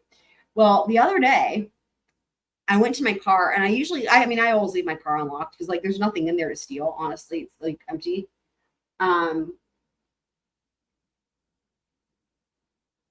And oftentimes I'll even have the windows down if I've been using it and I'm going to go back and use it again. But anyway, this particular time, the windows were up, but the car was unlocked. Anyway, I went out to get my car the other day and I was like, what the fuck? Someone had been in my car. And this has never happened to me. Somebody had been in my car. Because what happened was I noticed the glove compartment was open. This is really kind of creepy. The glove compartment was open and everything was pulled out of it and like strewn about. Like at first I was like, did an animal get in here? And then I was like, no, that's not an animal because they couldn't have opened the glove compartment. Like they couldn't get in the car. Like my first thought again, the animal, right? The animal would have opened the car door and been able to close it behind them, right? Of course. Same with the glove compartment. But anyway, so but everything was pulled out of there and just kind of strewn about.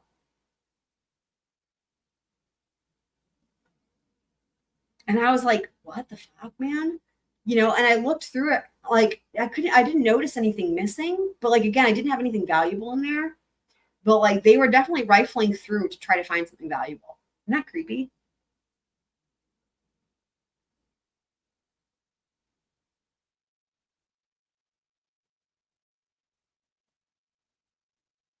Trackers. Where would the trackers be and what would they look like? Because don't those go on the exterior of the car?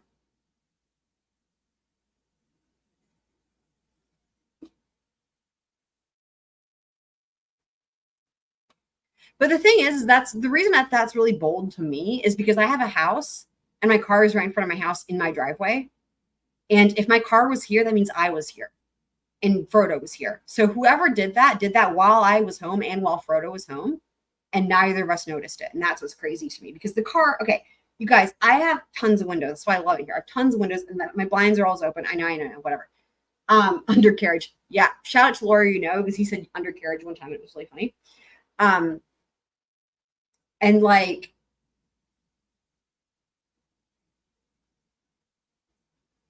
a box on the undercarriage. Okay.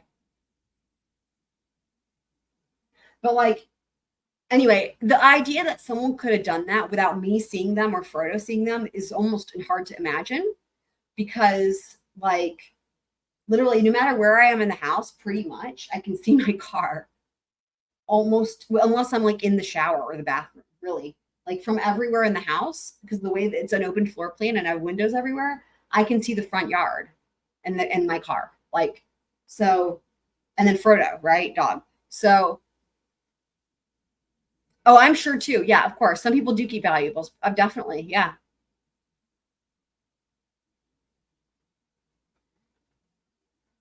Yeah, the manual. I didn't check to see if the manual was gone, but I'll be really pissed if they took that manual because honestly, I use that a lot. Point a camera at the car. Right. I know that's a good idea. That's a good idea. Yeah, I don't have any type of security shit, but like, yeah, I mean, it's pretty crazy though, right? But I mean, I didn't notice anything being taken, but I didn't have anything valuable. So yeah, same Blackwater. So like the most valuable thing I could think of that I had in there was like a one of those plugs where you can charge your phone. It's like a USB to like lightning, and like I got one that was a color I liked, so it was like teal. But like they didn't take that. And like in my mind, that was the most valuable thing in the car. So actually, when I first noticed that there was something amiss, I was like, oh my God, I hope they didn't take my plugging anything. I also love manuals in general. I collect them for things. I love manual. I read every manual for something. If I get something with a manual, I read every one. And I'll always go back to it also. That's super cool. So yeah, anyway, but so yeah, but basically, this whole thing about extending the list, it's just not going to help you. I think security cameras are a must and they're not expensive these days. And then, if you don't have a dog, get one anyway, because you should always have a dog. And, maybe a security guard, right? Like maybe start with the fucking cameras, right? And then if you notice something suspicious, I will say this: if you're this juror and you put up security cameras and you do see something suspicious and there's somebody looking shady, that might be enough to where you could bring that in and get some sort of intervention from the court to where they would maybe pay for a security guard or whatever. But again, having said that, they paid for the attorney. I would fire the attorney and hire a security guard if you're really concerned. But then again, if you're not actually concerned and you're just trying to be dramatic, then maybe you don't do any of that stuff, right? Right. Is it raining? What is happening? What is that sound? Is it raining? It's a weird sound. Yeah, locks for door, definitely. Cameras, yeah.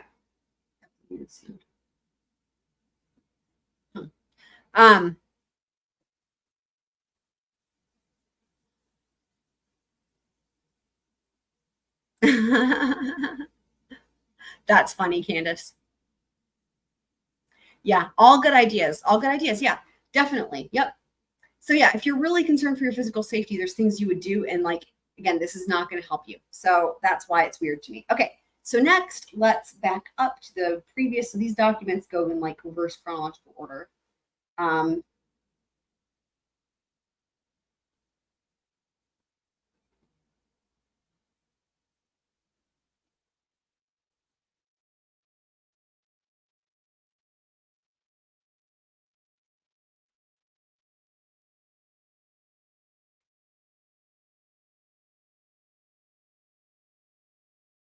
So this is her attorney, or I keep thinking it's a she. This is the Juror Doe's attorney.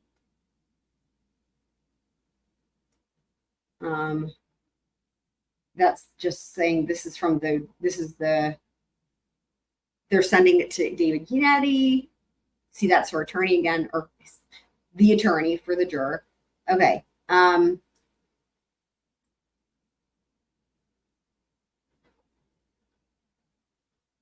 Okay, proposed findings and order on Juror Doe's emergency motion, blah, blah.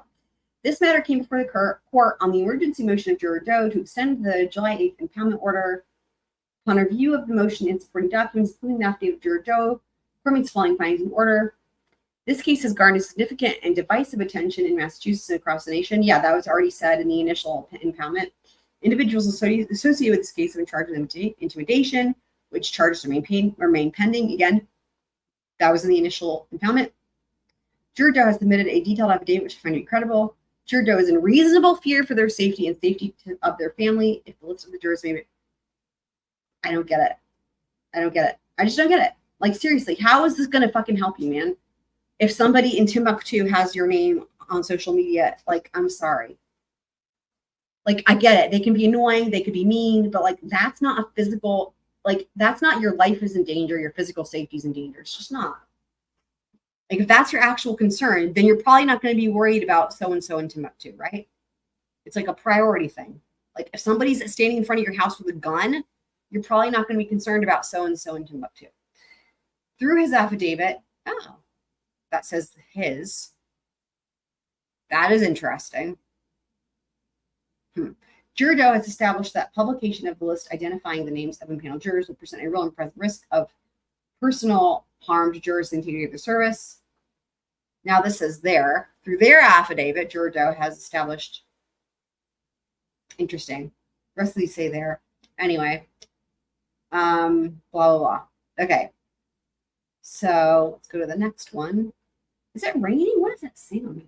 Oh, it is raining. Okay, that's why it sounds like weird. That's why it sounds like rain. Imagine that. Okay, so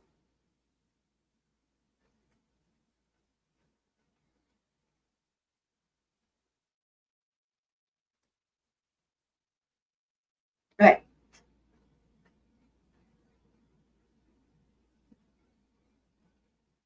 Right, exactly. Just don't respond. Exactly, Blackwater. Yes, you and I are on the same page. Yes. Good question. What would Lolly say if the jurors called and told him this stuff? I don't know. Here's my first instinct is this, Lisa, to answer that question. My first instinct is this. There's no evidence of anything in this case. But I really don't know. What do you guys think? I don't know.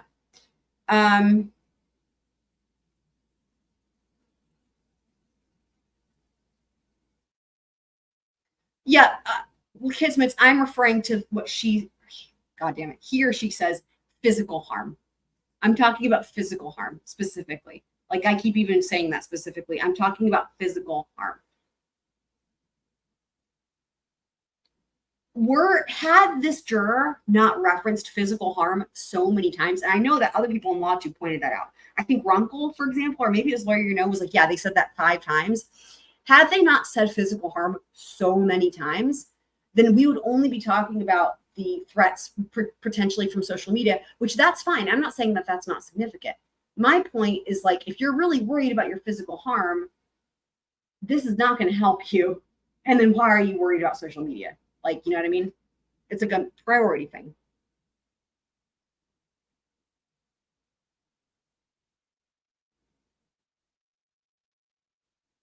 You know? So, like, and getting fired is not physical harm. Actually, they even said physical altercation. I'm not going to scroll back to it. It's like 50,000 pages below, but they even used the word, they were worried that they would get into a physical altercation. They used those words. They're talking about somebody fighting them or approaching them and physically instigating, a battle, whatever the fuck. Yeah, physical battle, a duel, whatever. That's what they're talking. That is the languaging that they're using. Now, maybe they're just being dramatic, but like that's the thing, right? Is like they shouldn't be fucking doing that. So, oh, they use physical. They use physical. Let's get physical. Physical. I'll go back and find it. They use physical. Yeah, I think one of them, either Ronco or Lawyer, actually counted and pointed it out, and they said it was interesting because there haven't been any physical. Actually, there has not been anything physical in this case to happen yet. The only exception being that somebody pushed Turtle Boy or whatever that one night. That's it. That's why they thought it was interesting. Here's an example. I just found it on by happenstance. Here we go. If juror names are made public, we will constantly be threatened and harassed, and there will likely be a physical confrontation at some point. Again, one of like 5 examples. I think it was Lawyer, pointed it out.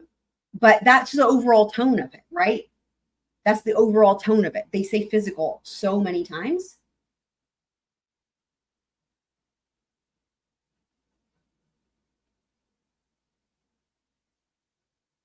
Here again, I see no reason why they would not demean an attack. Let me just highlight it to make sure everyone can see. I see no reason why they would not demean an attack verbally and physically a juror who sat on this jury. Do I need to find the rest of the examples?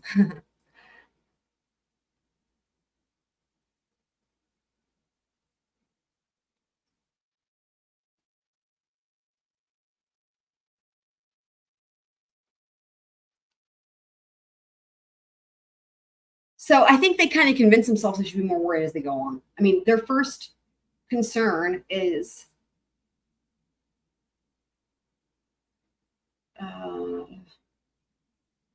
personal safety. That's what they say first. But they say physical the rest of the time.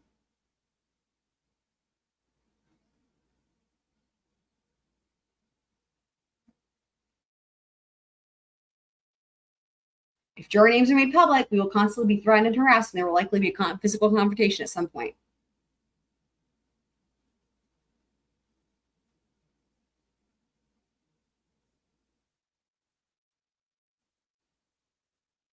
I see no reason why they would not demean and attack verbally and physically a juror who sat on this jury.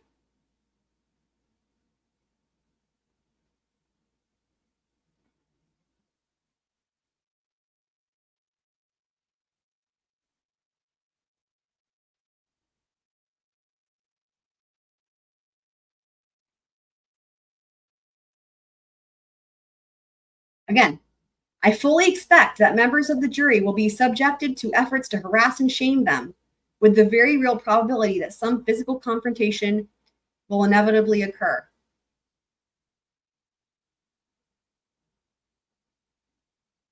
That's another one. Again, I'm aware that there have been physical confrontations between the two sides of the word. That's not even accurate, but the point is they use the word physical. So there you go.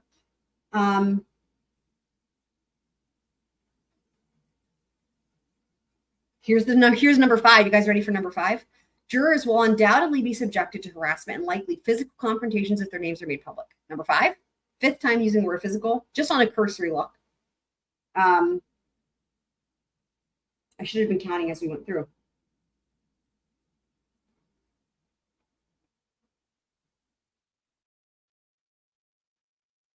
Number 6, ready for number 6? Number 6. I fear that verbal harassment will likely lead to physical confrontation and physical harm. Actually, that's a twofer. That's so now we're up to 7 times. Okay, let's go back to where we're here. Lucky number 7. Okay.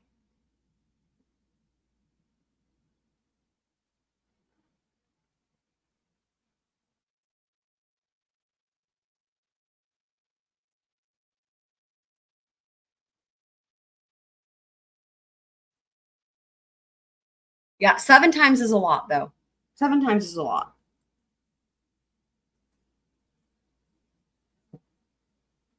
Again, I'm not saying that they shouldn't have extended the order. I think it was the right. My thought is that it was going to happen anyway. That's why this all feels so extra to me. I have no doubt that Judge Gavel was going to extend this impoundment anyway. No doubt. Okay. So this wasn't necessary, first of all. And then second of all, if that's your only concern is your physical safety, this is not going to help you. That's my point. Okay, memorandum in support of emergency motion of interested non-party juror Doe to extend order of impoundment of jury list. On July 8th, court, noting that this case has received significant and divisive attention in Massachusetts and across the nation. Oh my God, now it's thundering. Issued an order of impoundment after finding that good cause exists to impound the list, identifying the names of impaneled jurors in the trial of this case. The court found, oh wait, did we already read this? No, we didn't. Okay. The court found good cause after concluding that there is real and present risk of personal harm to the jurors and to the integrity of their service.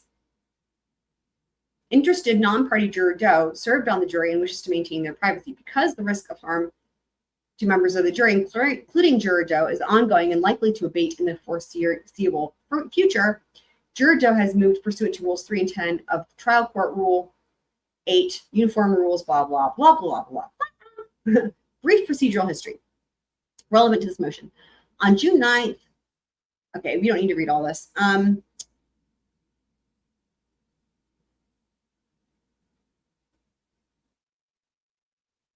The buffer zone, we know about the buffer zone.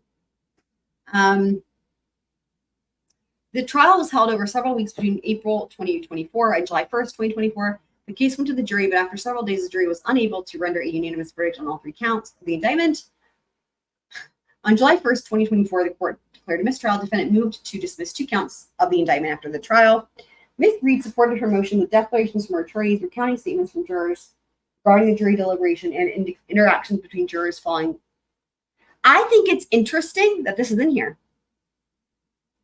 Do you guys know why? Why do you guys know? See what I mean? Why is this relevant? Defendant moved to dismiss. Oh, I'm sorry. Defendant moved to dismiss 2 counts of the indictment after the trial.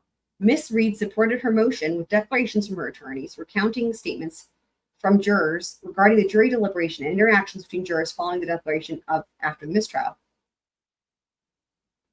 Check it out.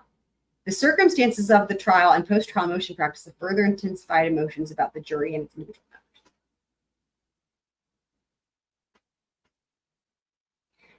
Do you guys see why I get this icky feeling in my stomach?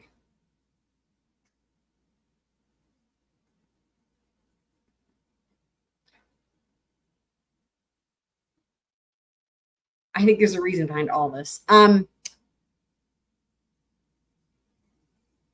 Oh, hi, Fender. Fender's here. Yay.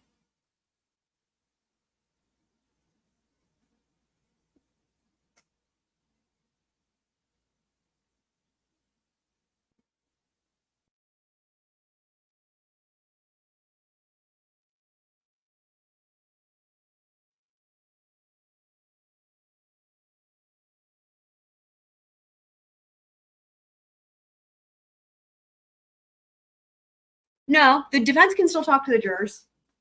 All this does is it keeps the names from being made public. That's it. Has no. It's a good thought. Keep thinking. You guys will think. I want you guys to see if you can figure it out. The defense can still talk to the jurors. It does not affect that because they already have the juror names. This only affects the public. There's another reason. You're getting closer. Keep thinking. Like, let me read this part again. Because this is crazy that this is in here, right? This is wild to me. Okay. Defendant moved to dismiss 2 counts. Let me pull this down. Hold on. Defendant moved to dismiss 2 counts of the indictment after the trial. Ms. Reed supported her motion with declarations from her attorneys, recounting statements from jurors regarding the jury deliberation and interactions between jurors following the declaration of mistrial. The circumstances of the trial and post-trial motion practice have further intensified emotions about the jury and its individual members. Right. Yeah. But my point being that this does not have any impact either way on that situation at all, right? The jurors have to reach out, correct? Jurors have to reach out, yeah. So, but this has no bearing on that. Was my point, yeah. I agree, Fender. I agree. And that's why I was saying I was under the assumption this was going to be extended anyway. Yes.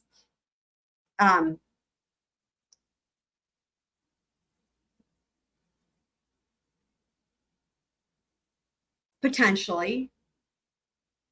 You're getting closer, Kitsmits, to my personal take on what's going on here. But take it a step further, right? What do you think she's going to say? What do you, dude, I swear. Go back to all the other streams we've done and recaps. What's the thing I keep saying is Judge Bev's theme? Plausible deniability, plausible deniability, plausible deniability. We've seen it over and over again, and it's just creepy. Plausible deniability. What do you think she's going to say? Okay, if and when Kitsmit's here, yes. If and when Judge Bev says, sorry, I'm not going to do an inquiry when everybody knows that's what should be done, when she gives her reasoning behind it, what do you think she's going to say? Spit it out, says Blackwater. No, I want you guys to think for yourselves.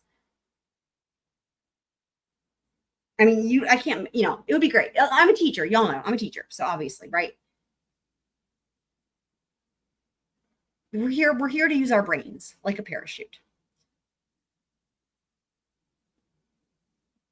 Okay. I'm sure she will say that, but there's something else specifically I'm thinking of. If you guys can't get it, that's fine. There's something else specifically. This part that's highlighted in the context of all this shenanigans is a good hint for y'all, okay? That she can say specifically as to why she shouldn't bother to do an inquiry. Ding, ding, ding. Lisa Lee, 1 billion points. Yep. You're basically, yes. So my thought is this. She is setting it up. This shouldn't even be in here. This part's highlighted, okay? It's not relevant.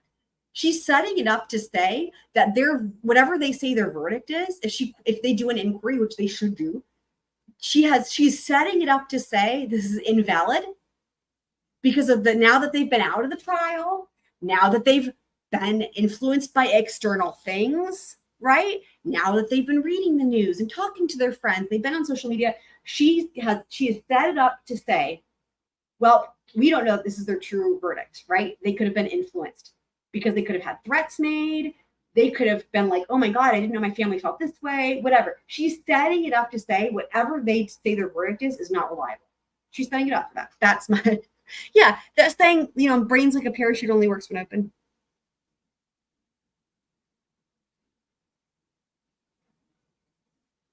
Right. That's right. Yes, it was after the trial stuff. That's right. Yes.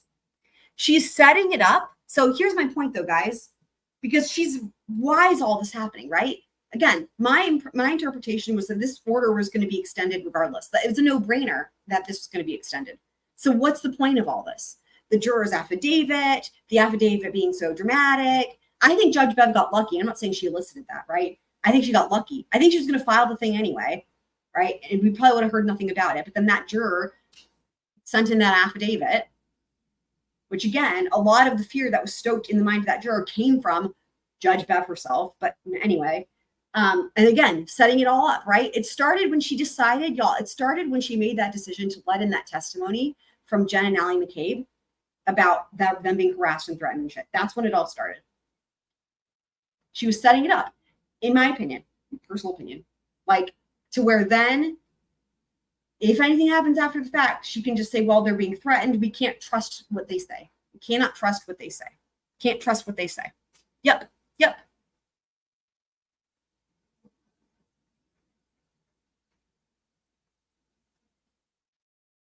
What did you think was a given, Kitsmits?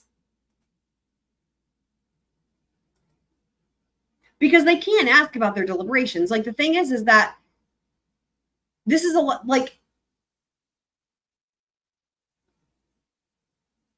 this is a non-starter. Like Judge Bev, if Judge Bev, no matter what, like let's say the defense can argue and say, yep, there should be an inquiry. And let's say that then Judge Bev says, yeah, but we can't get into deliberations. And let's say the defense is like, no, but you don't have to. All you have to do is ask if there was a unanimous verdict. You don't have to inquire about deliberations. And the case law supports that. The case law supports that. It does. It supports that. They don't have to ask about deliberations. All they have to do is be like, was there a unanimous verdict, blah, blah, right? let's just say that. So you go through all these different steps. The last thing Judge Bev can say to shut the whole fucking thing down is say, you know what? We can't trust anything they say anyway, because they've already heard all the shit about it and blah, blah. They're compromised. And I don't know what the defense would even say to that. That could shut the whole thing down. It's icky. Yes, that's right. Yep. And that's the feeling that I had. You guys remember when I was like, oh, I can't even talk about it tonight. I'm too upset. That was the feeling I had. I was like, this is not good. This feels dirty. This feels icky. Yep. It doesn't feel right. Just, you know what it feels like, guys? It feels like when the mistrial happened and we were watching it together and we were all like, wait, but she didn't ask the questions. We had just studied, because of things, shout out to Dr. Bob. We had just studied Rule 27B. We were anticipating her to ask the questions. We were anticipating all these other steps, and she didn't do any of it, and it felt weird. But I couldn't quite pinpoint it. I was like, that's odd, right? But then it all happened really fast, and it all felt weird. And I'll tell you what, when it really felt even weirder to me, the moment when I really understood how weird it felt to me was Lolly. When the first word he spoke was, that's fine, when they're talking about a date. And the way he said that, I was like, oh my God, what is happening? This is weird. Something's off.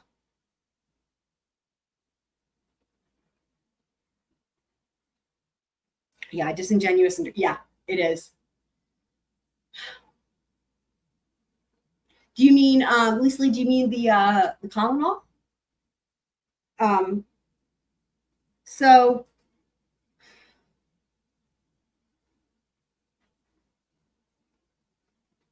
yeah, it just feels like, okay, let me keep reading.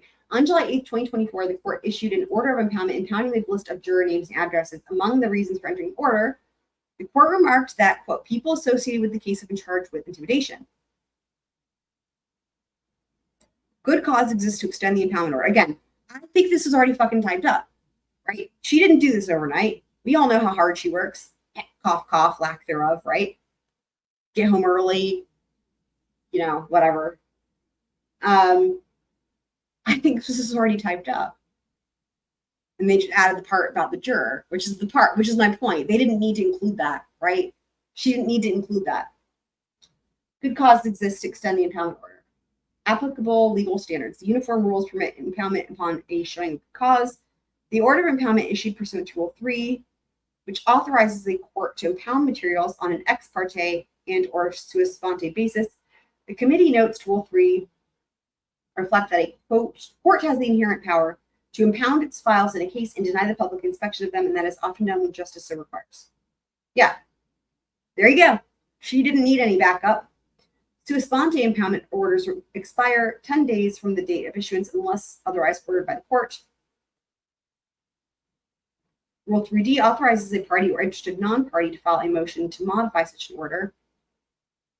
So what's funny is it seems like, y'all, what's funny here is like okay, any party, as in the Commonwealth or the defense, could have, interesting, this further supports my hypothesis, okay? We did not hear anything from the defense or the Commonwealth to modify the order, as in to make it extended, right? We did. Don't you think the Commonwealth would have done that? And probably the defense. I mean, right? Like, why do you think that happened? Why do you think why do you think no party, the defense or the Commonwealth, wrote in asking her to extend it? Well, because they assumed she was going to. That's just my 2 cents, but it makes sense. Oh, like, it makes sense. They assumed she was going to, or maybe she told them she was going to, and maybe they knew that. An impoundment order may only be extended after hearing and upon good cause shown.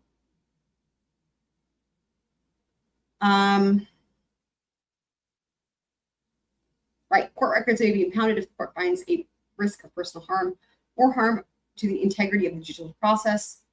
Juror Doe acknowledges that a jury list, if such a document exists, is a court record. Juror Doe further acknowledges that court records are presumptively public. I don't think he or she said that in the affidavit, any of that. The principle of publicity of judicial records is not, however, absolute. The court possesses supervisory power over the records and files, and properly deny public access where those files and records and files might have become a vehicle for improper purposes.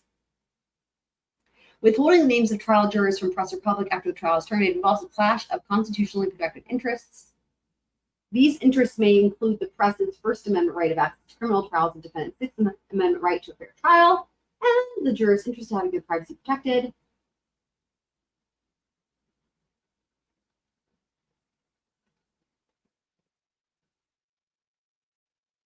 Let's read this footnote. The order of impoundment references, quote, the list identifying the names of impaneled jurors in the trial of this case. And so Juror Doe assumes the existence of the list.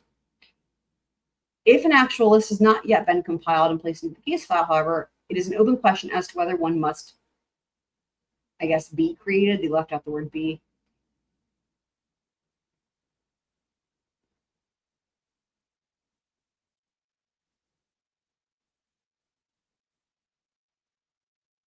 Oh, what they're saying is that they don't need to create a list if one doesn't already exist. Do they not know if one exists? I don't understand what the fuck the point of that is. That's weird. Yeah, so, right.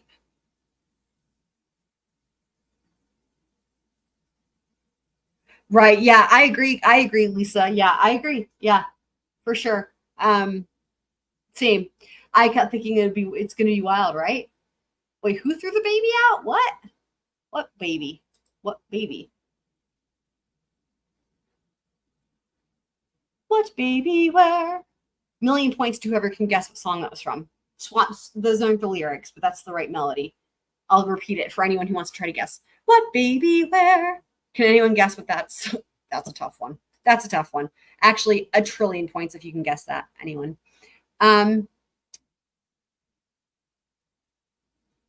Juror Doe chose or agreed to be called such, right?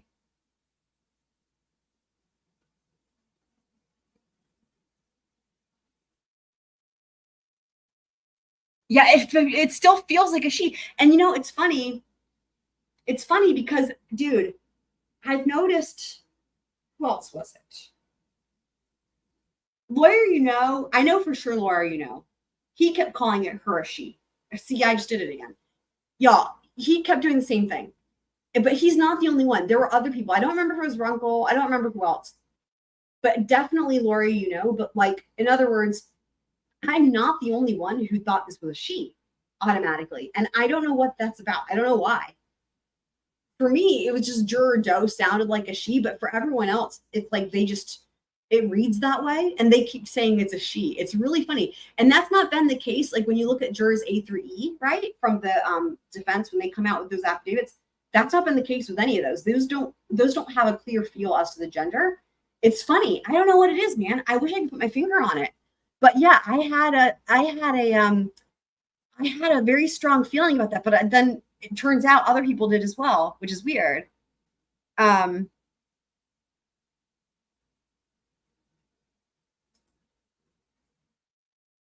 Who's court filing? No, I agree, Fender.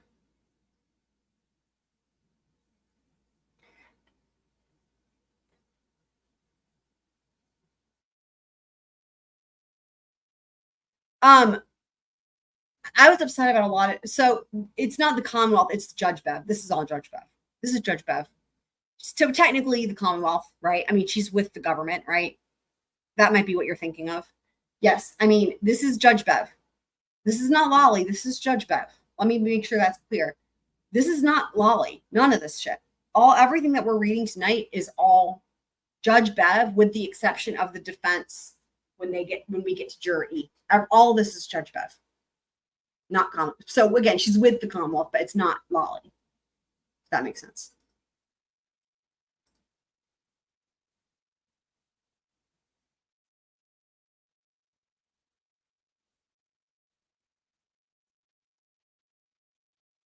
That's a good point, Blackwater. Yeah.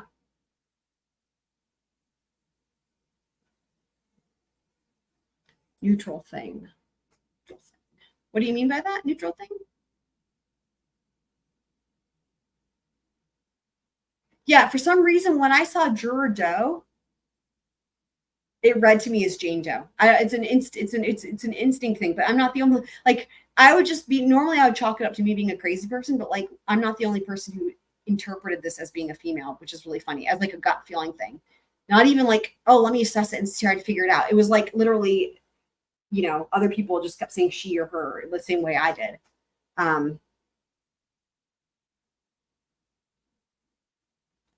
Oh.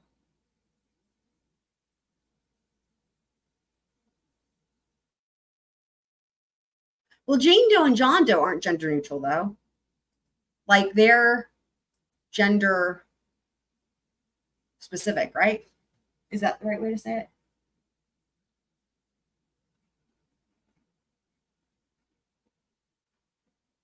I mean, the idea is like, just like with Juror E, right? Jurors A through E, when the defense did those, they keep saying he, she, right? They're trying not to even indicate a gender. So that's why Juror Doe could be Juror Jane Doe or Juror John Doe, right? It doesn't specify Jane or John. So that way. But the other thing that's weird to me is why they didn't use a letter. That's the other thing that's weird. That's the other thing that's weird to me. Because every other time a juror's come out, they've said Juror A through E. And instead of following suit and giving them a letter name, they go with Juror Doe. It just, that also feels icky to me. That also feels icky to me. It feels like they're picking sides. It feels like weaponizing a juror to me. Because if they are all on the side of justice, right? If Judge Bebb is on, it's like giving the juror a letter name was fine. That was working perfectly fine, right? It's like the only I don't know, man. It's icky. It's like calling them something else on purpose just to be like, I'm just to what's the right word? To be instigative, right? Or whatever. It's like, there's no reason why you couldn't have said Juror F. There's no fucking reason why you couldn't have said Juror Z. Juror Doe, though, it's like, you guys know what I mean? It just feels weird. It feels fucking weird. Yeah.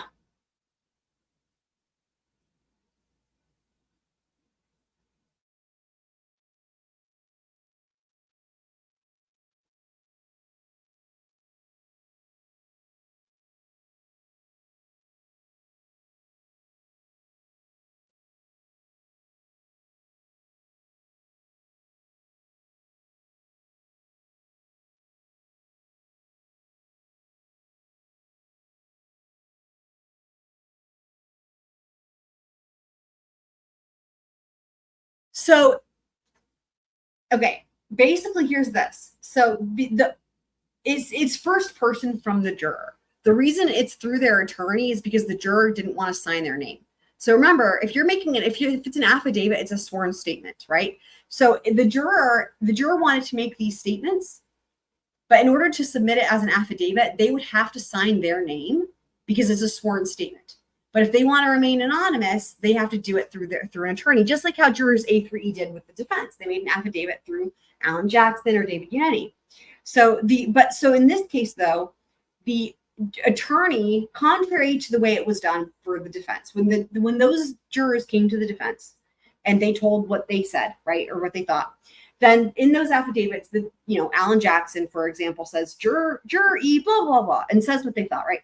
In this affidavit, though, from Juror Doe, it's first person. It's their own account. It's their own first person telling of things.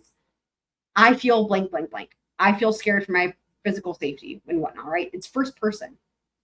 But it's through the attorney only because the attorney is submitting the affidavit because it's a sworn statement and the jurors remaining anonymous. So hopefully that makes sense.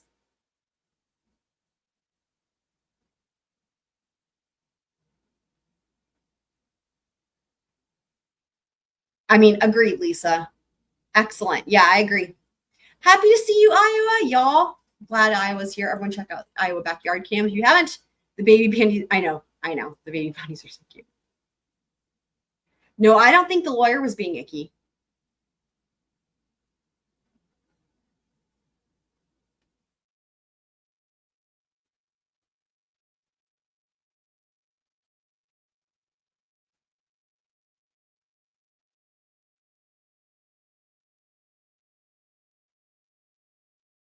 That's what I think, Fender. Yep, I agree. That's what I think. The Doe language was on purpose instead. Yep, I agree. I agree. They're on the side of the court. That is clear. They're picking sides. That's what's happening, you guys. In my opinion, they're picking sides. They're making this fucking contentious. It's gross. They're with Judge Bev. They're with the Commonwealth, probably. We know they didn't state that, but honestly, it really feels like that to me. And why? Because Judge Bev is using them on her side, right? If she didn't think they were on her side, she wouldn't be using them like a dirty Kleenex or something, right? Like that's what it is. Because again, she did not need this. I think she was going to extend that impoundment anyway, regardless. She's using this for a reason. Well, it would be funny though if the name was Doe, wasn't it? Wouldn't it? Wouldn't that be great if that was actually their last name?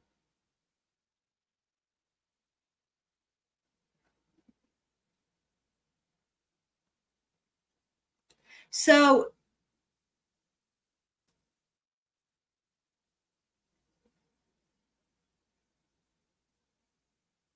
hold on.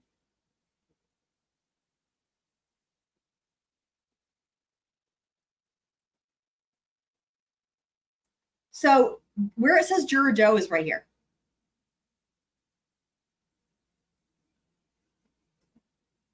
The rest of this is her first person account of whatever the fuck it is she's saying. All in first person.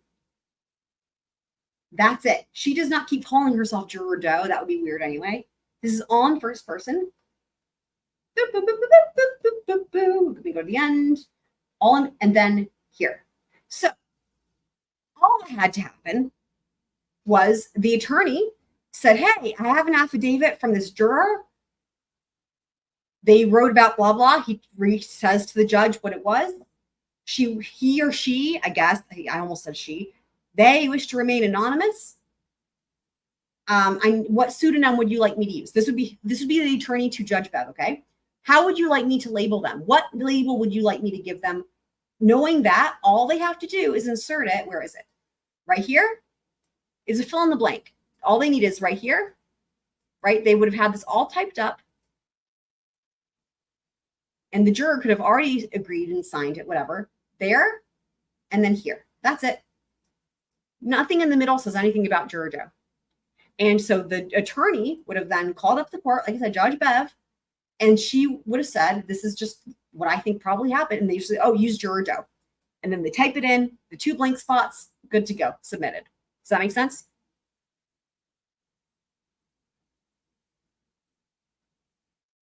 Oh, I think it's clear the juror is on the guilty side. I mean,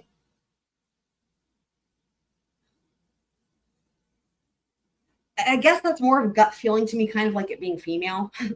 But again, I think that in terms of what actually supports that, Judge Bev is using this juror for her own means. And I think she would only be doing that if she thought that this juror was on her side. And Judge Bev is on the side of guilty, as I think we all know. Okay, so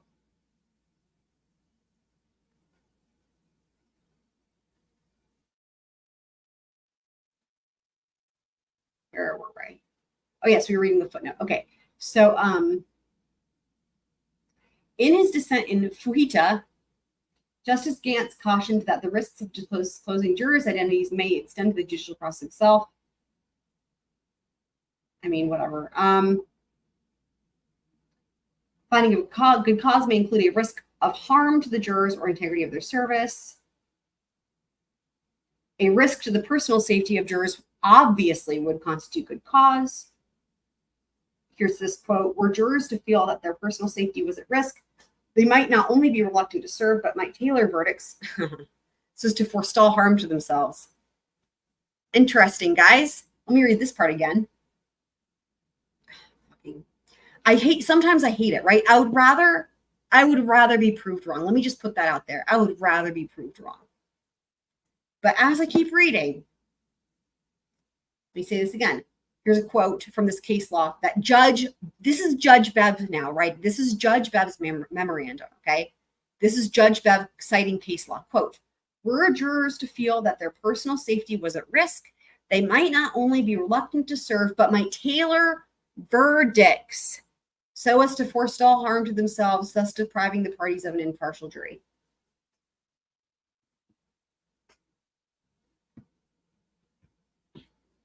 I don't like where it's going. I don't like where it's going. of course, Fender with the common sense solution. They could have redacted the part with their name. Yep, absolutely. They could have just. That's absolutely correct. Yep, they could have just redacted it. Simple. Yep, exactly. That's see. Yes. There's a lot of other ways. The Juror Doe is like the most. What's the right way to say it? The most difficult slash like extra, right? Extra solution, right? It's like the most what's the right way to say it? Extravagant. I don't know. I can't think of a word. Do you see what I'm saying, Black Widow, with this here though? Why is she including with this? Again, like I said before when I pointed it out and highlighted it, this does not need to be in here. I'm getting goosebumps.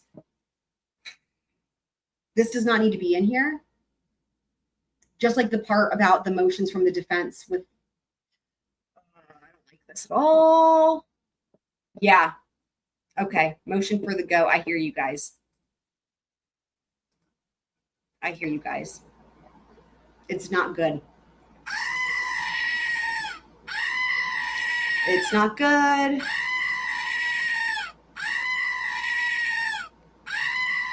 I'll be honest with you guys. I hadn't actually read all this. So I'm just as surprised as you are to see this being. I was expecting to wait to hear this argument until the time comes. This is bold. I did not expect it to be already in here. Like, there it is. There it is. God.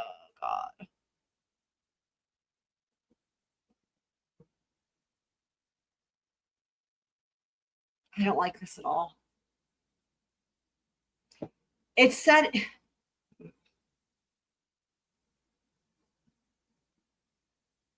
It's like setting the whole thing up so that then she can be like, see, I have good reason to do this later on, right? That's what it's like, setting it all up. And then she can, when it comes time, she can be like, well, look, we heard from the jurors themselves about how much they were afraid for their safety. Doesn't that mean that they could change their verdict because of that? See, she's got her own proof to back up her own thing. It's like circular logic, right? It's like that, but with the law, from the judge.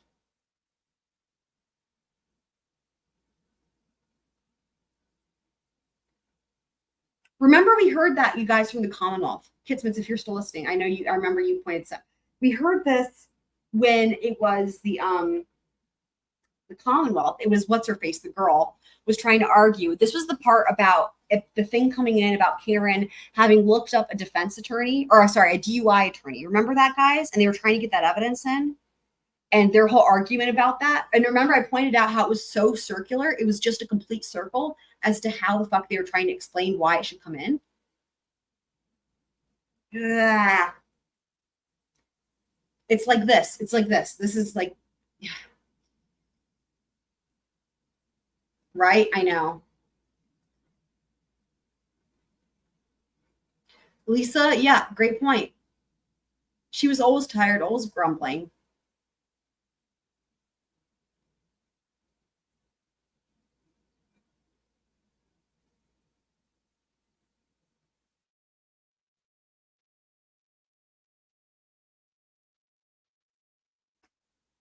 I mean,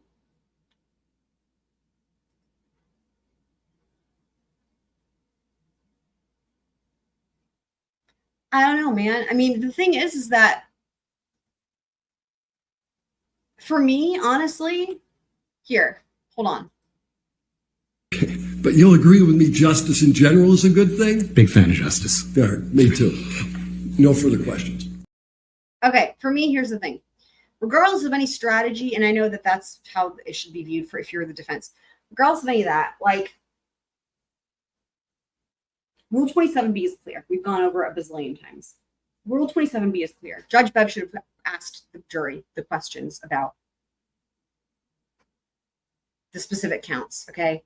And additionally, for jury instructions, okay, additionally, they did not even finish going over the jury instructions.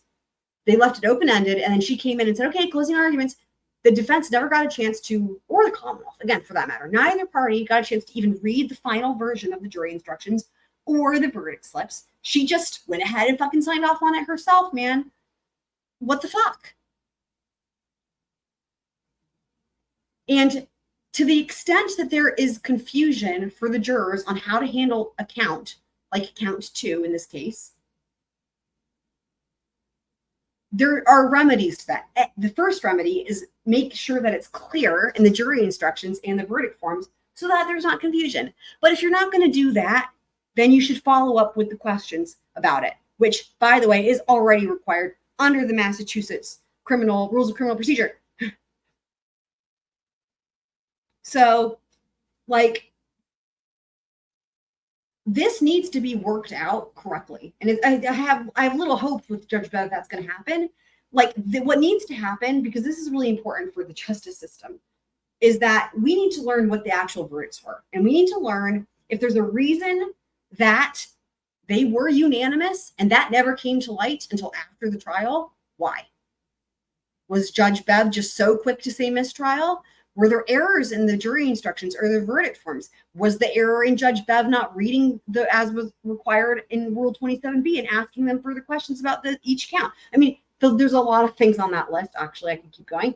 But, like, these are things that matter for the future of justice, the justice system and other trials, right? Like, this could become case law so that this doesn't happen again to somebody else down the road.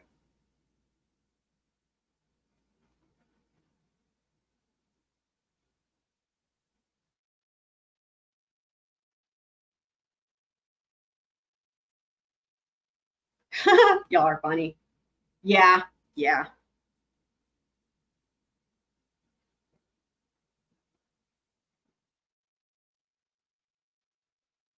Yes, that's true when they do come to a verdict, a unanimous verdict on each count.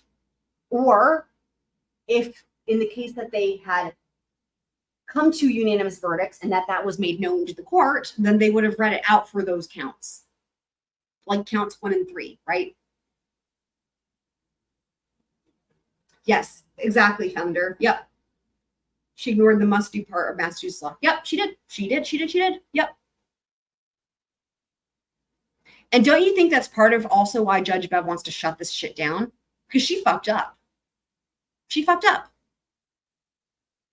I think she fucked up in a lot of ways here, honestly. And for some reason, nobody else seems to remember the detail. That's why I keep harping on it. Nobody seems to remember the detail about the fact that they never finished the jury instructions. That was insane to me. They never finished them. They had all these things that were going to be done. And she kept saying, yeah, we'll have time to do that tomorrow. We'll have time. And I kept saying, y'all, on the live stream to you guys, I was like, when are they going to have time? I guess they're going to do it in the morning. But I kept even saying, that's a lot to put off for the next day. I kept saying that. And they come in the morning and she's like, okay, closing arguments. And I was like, wait, what? When did they do the jury instructions and the verdict slips? They didn't do it. It's goat.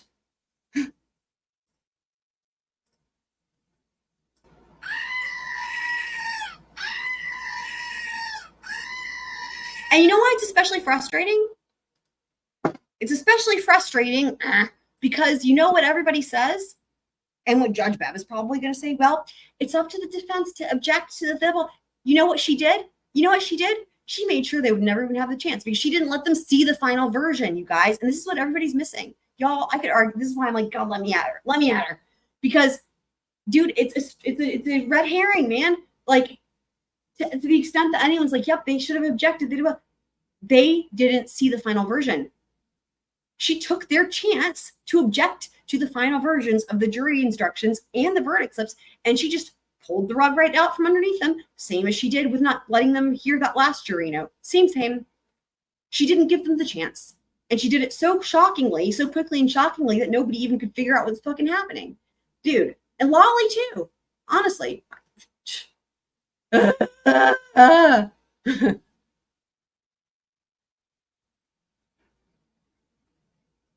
I agree, you guys. I agree. And the thing is if any motion that's made about her wrongdoing, guess who gets to read that? Her. Guess who gets to rule on that? Her. I was just venting to my mom about this yesterday. It makes me so fucking mad. It's not right. Yep.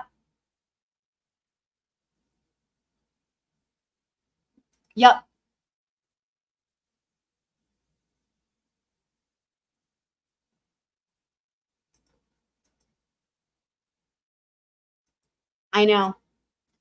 So I really hope somebody else also points out what we pointed out about the fact that the time between her reading the jury note, which is the first time they heard it, that last jury note, and her finishing reading the jury note and declaring mistrial was 4.65 seconds, and that's being generous. I timed it. And so that the time, to the extent that anybody else is like, oh, well, they had the time while they brought the jury in. Well, first of all, okay, if you want to go that route, that was like all of 10 seconds. But second of all, I don't think it's fair to count that, because you know what? They didn't have the note yet. And there is case law, you guys. There is case law that says that when there are jury notes, they are supposed to read it ahead of time and be given a chance to read it and discuss it. There's case law about that. The amount of injustice that is being done in this case is just unfathomable. It's not even just to Karen Reed. It's to other people coming after her.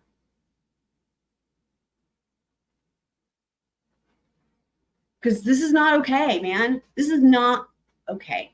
This is not okay.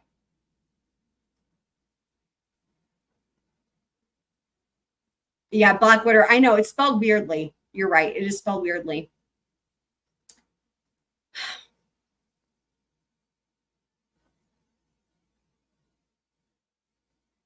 I just feel such a sense of it, of like, there's just so much wrongdoing here. There was already so much wrongdoing here.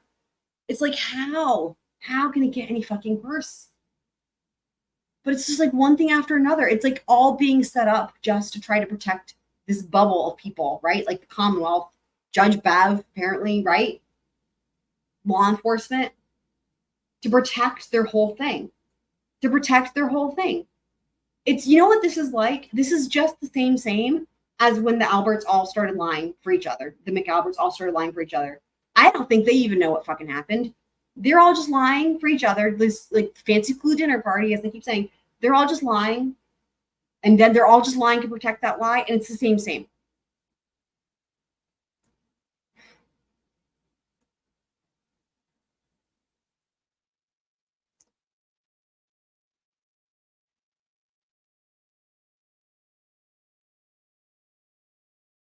What's the seaside house rent money?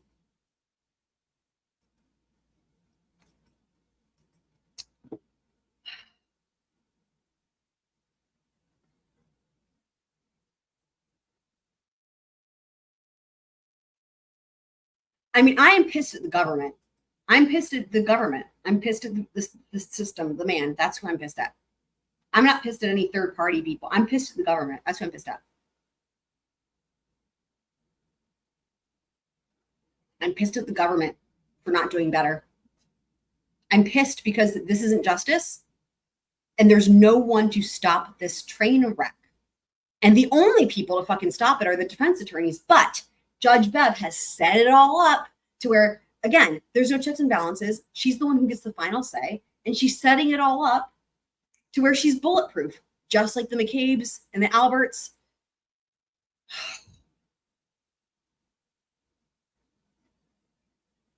All to perpetuate the same story because no one wants to know the truth.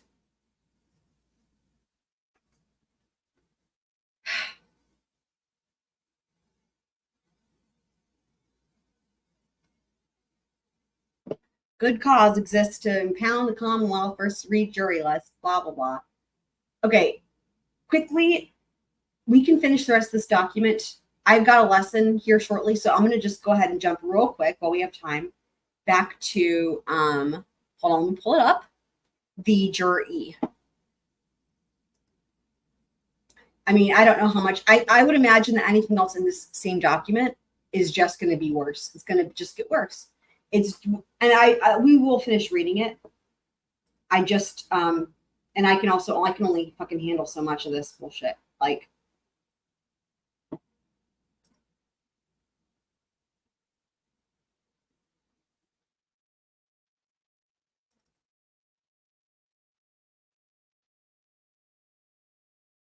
okay.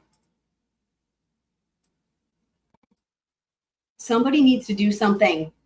I don't care who. Somebody needs to do something. This is not okay. Not okay. I'm a big fan of justice, people. All right. Here we go. Oh, wait. Yes, this is right. Okay, here we go. Juror E. All right. So Alan Jackson.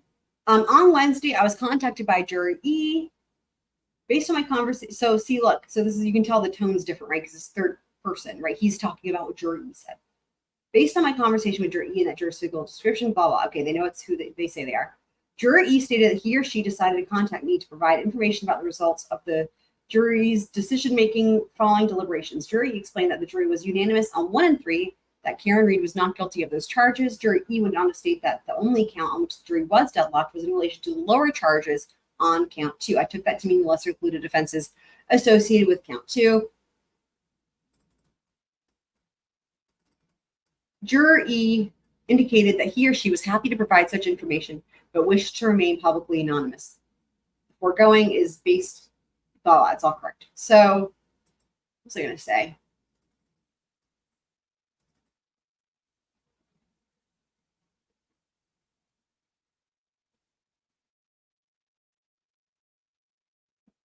I worry about with this one what Judge Bev will do. I worry about this. Here's what I worry about. Because we all, as I say, we collectively have kind of been like, yeah, it's kind of clear that they were hung up on count 2. Well, we already knew that from the other jurors, right? But in terms of the verbiage, right, in the jury note, when they use the name charges, plural, there's been people speculating, and I think it makes sense logically, that the reason it was plural was because count 2 had charges. I worry that with this coming out now, after that's already been in the media, I worry that Judge Bev is just going to shoot it down and say they heard this on TV, and that they're doing exactly what I think she's going to say, which is they're just coming on saying stuff because of the, they don't want to get shit from people. You know what I mean? All the controversy, the pressure, whatever the fuck. Anyway, I worry that it's almost too spot on, that Judge Bev is going to have a field day with it. What do you guys think? It is a better written document. 100% Blackwater, right? Isn't it? Isn't it, though? Look at the difference, right? Do you guys see what I mean, though? Look at the difference. That's such a good point. Look at the difference. There's no ick. There's no extraneous. It's just, here's the facts. Blah, blah, blah, done. Right? You guys see what I mean? That is Blackwater is exactly right. This is what it should be like. Do you see how it doesn't feel manipulative? Do you see how it doesn't feel icky compared to the other with Juror Doe? Juror Doe's, dude.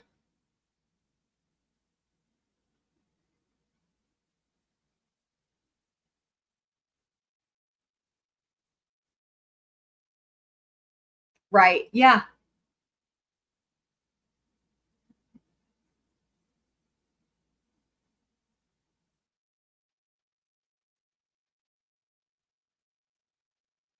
We don't know that for a fact. We don't know that for a fact. We just don't know that for a fact. Everybody has speculated. I've heard people speculate. This is why I don't go for it yet, because we don't know for a fact. I've heard people speculate the 4-person. I've heard people say the 4-person's a male. I've heard people say it's a female. I've heard people say it's an attorney. I've heard people say it's a retired attorney. I've heard people say it's a law enforcement. I heard people say it's retired law enforcement. I heard people say it's law enforcement and an attorney. I mean, it's just like, okay, it can't be all the things. So, yeah. Who wants their 15 minutes of fame? So,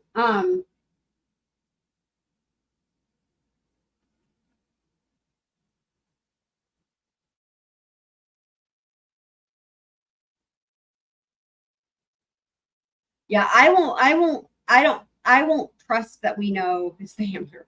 I won't trust that we know what the, professions are of jurors until the jurors, if they choose to, come out and say, I'm so-and-so and I do this thing.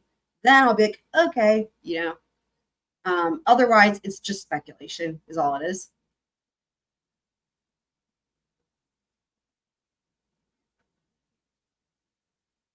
Yeah, Hamburglar. So there it is. I mean,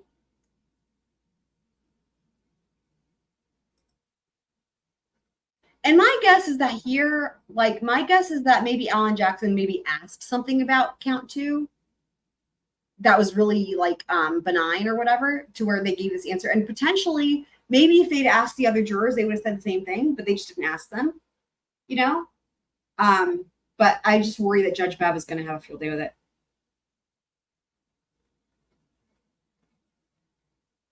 Yeah, I know. It's awful.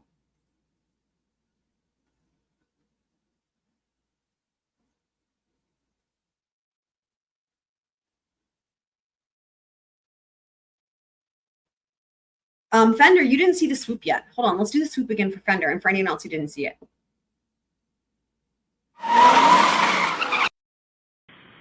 It's a house.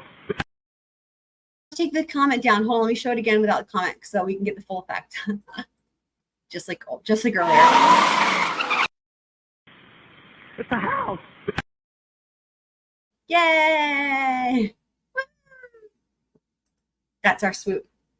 See, the problem is that I love it so much, I'm just doing it anyway, but eventually it'll just be a swoop whenever it's time to swoop. Oh, that's right. Candace also didn't see it. Yep. So there you go. Y'all, I am working on a Scrolls of the World map thing. I'm having a hard time finding one that will let me do the icon of the Swangwin, but I'm still working on it. So stay tuned for that. And then I think what I'm going to do, I'm thinking about this weekend, guys. I'm thinking about this. Yeah, me too, Fender. I also was. I did as well. Yeah. Same.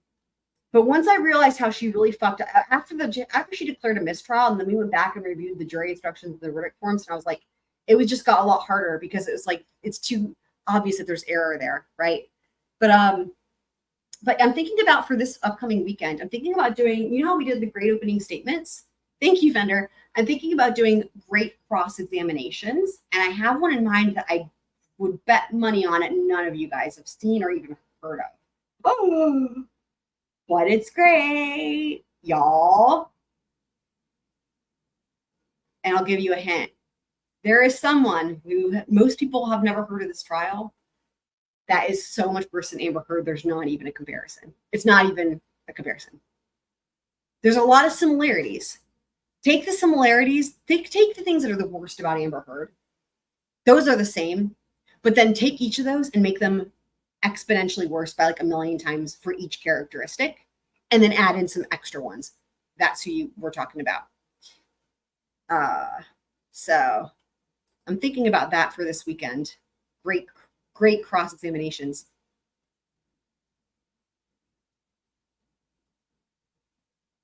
I agree. Yeah. She doesn't deserve to be called judge. I agree.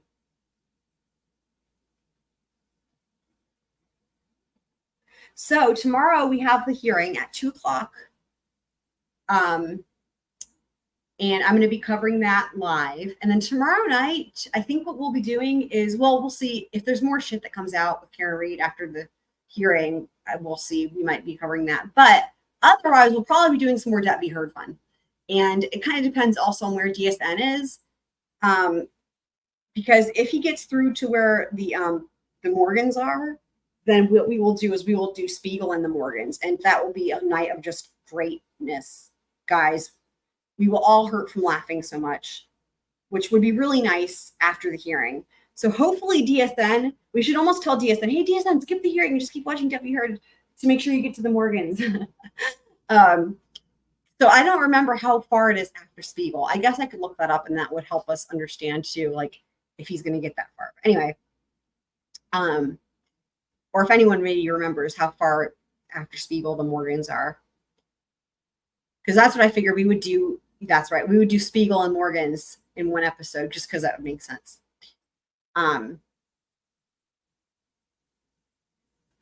Yeah, and then again, for this weekend, it would be the great cross-examination. And my thought too is if you guys like the cross-examination, if you guys like it, then we might cover that. I'm toying with the idea of covering this trial gavel to gavel. No one else has done it that I've seen anywhere on the internet. No one has done it. I would have to also look into and just see like what court documents are available, or if it's just the trial itself. But even if it's just the full trial itself, that's enough we could do. The trial gavel to gavel. Because nobody's done it. No one's done it. No one's given any type of legal commentary at all on it, on the case. Not even just a summary that I have found. So that would be something we can think about. But that's why I kind of thought we would start with just the cross-examination and see what you guys think.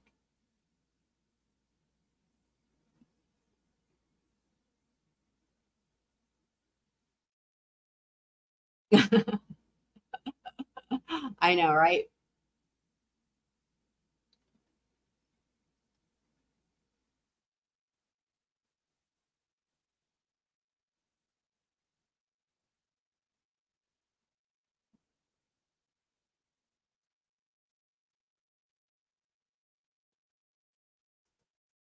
Okay, guys. Well, I'm going to go run and teach my students. So I will see you guys tomorrow at 2:00 p.m. for the hearing. And then tomorrow night for more than likely for the debt being heard. Fun shenanigans. So yeah. So I will see y'all then. Thanks for being here. Thanks for being a squirrel. And see you guys soon. Love y'all. And have a great night / morning / day / evening / afternoon.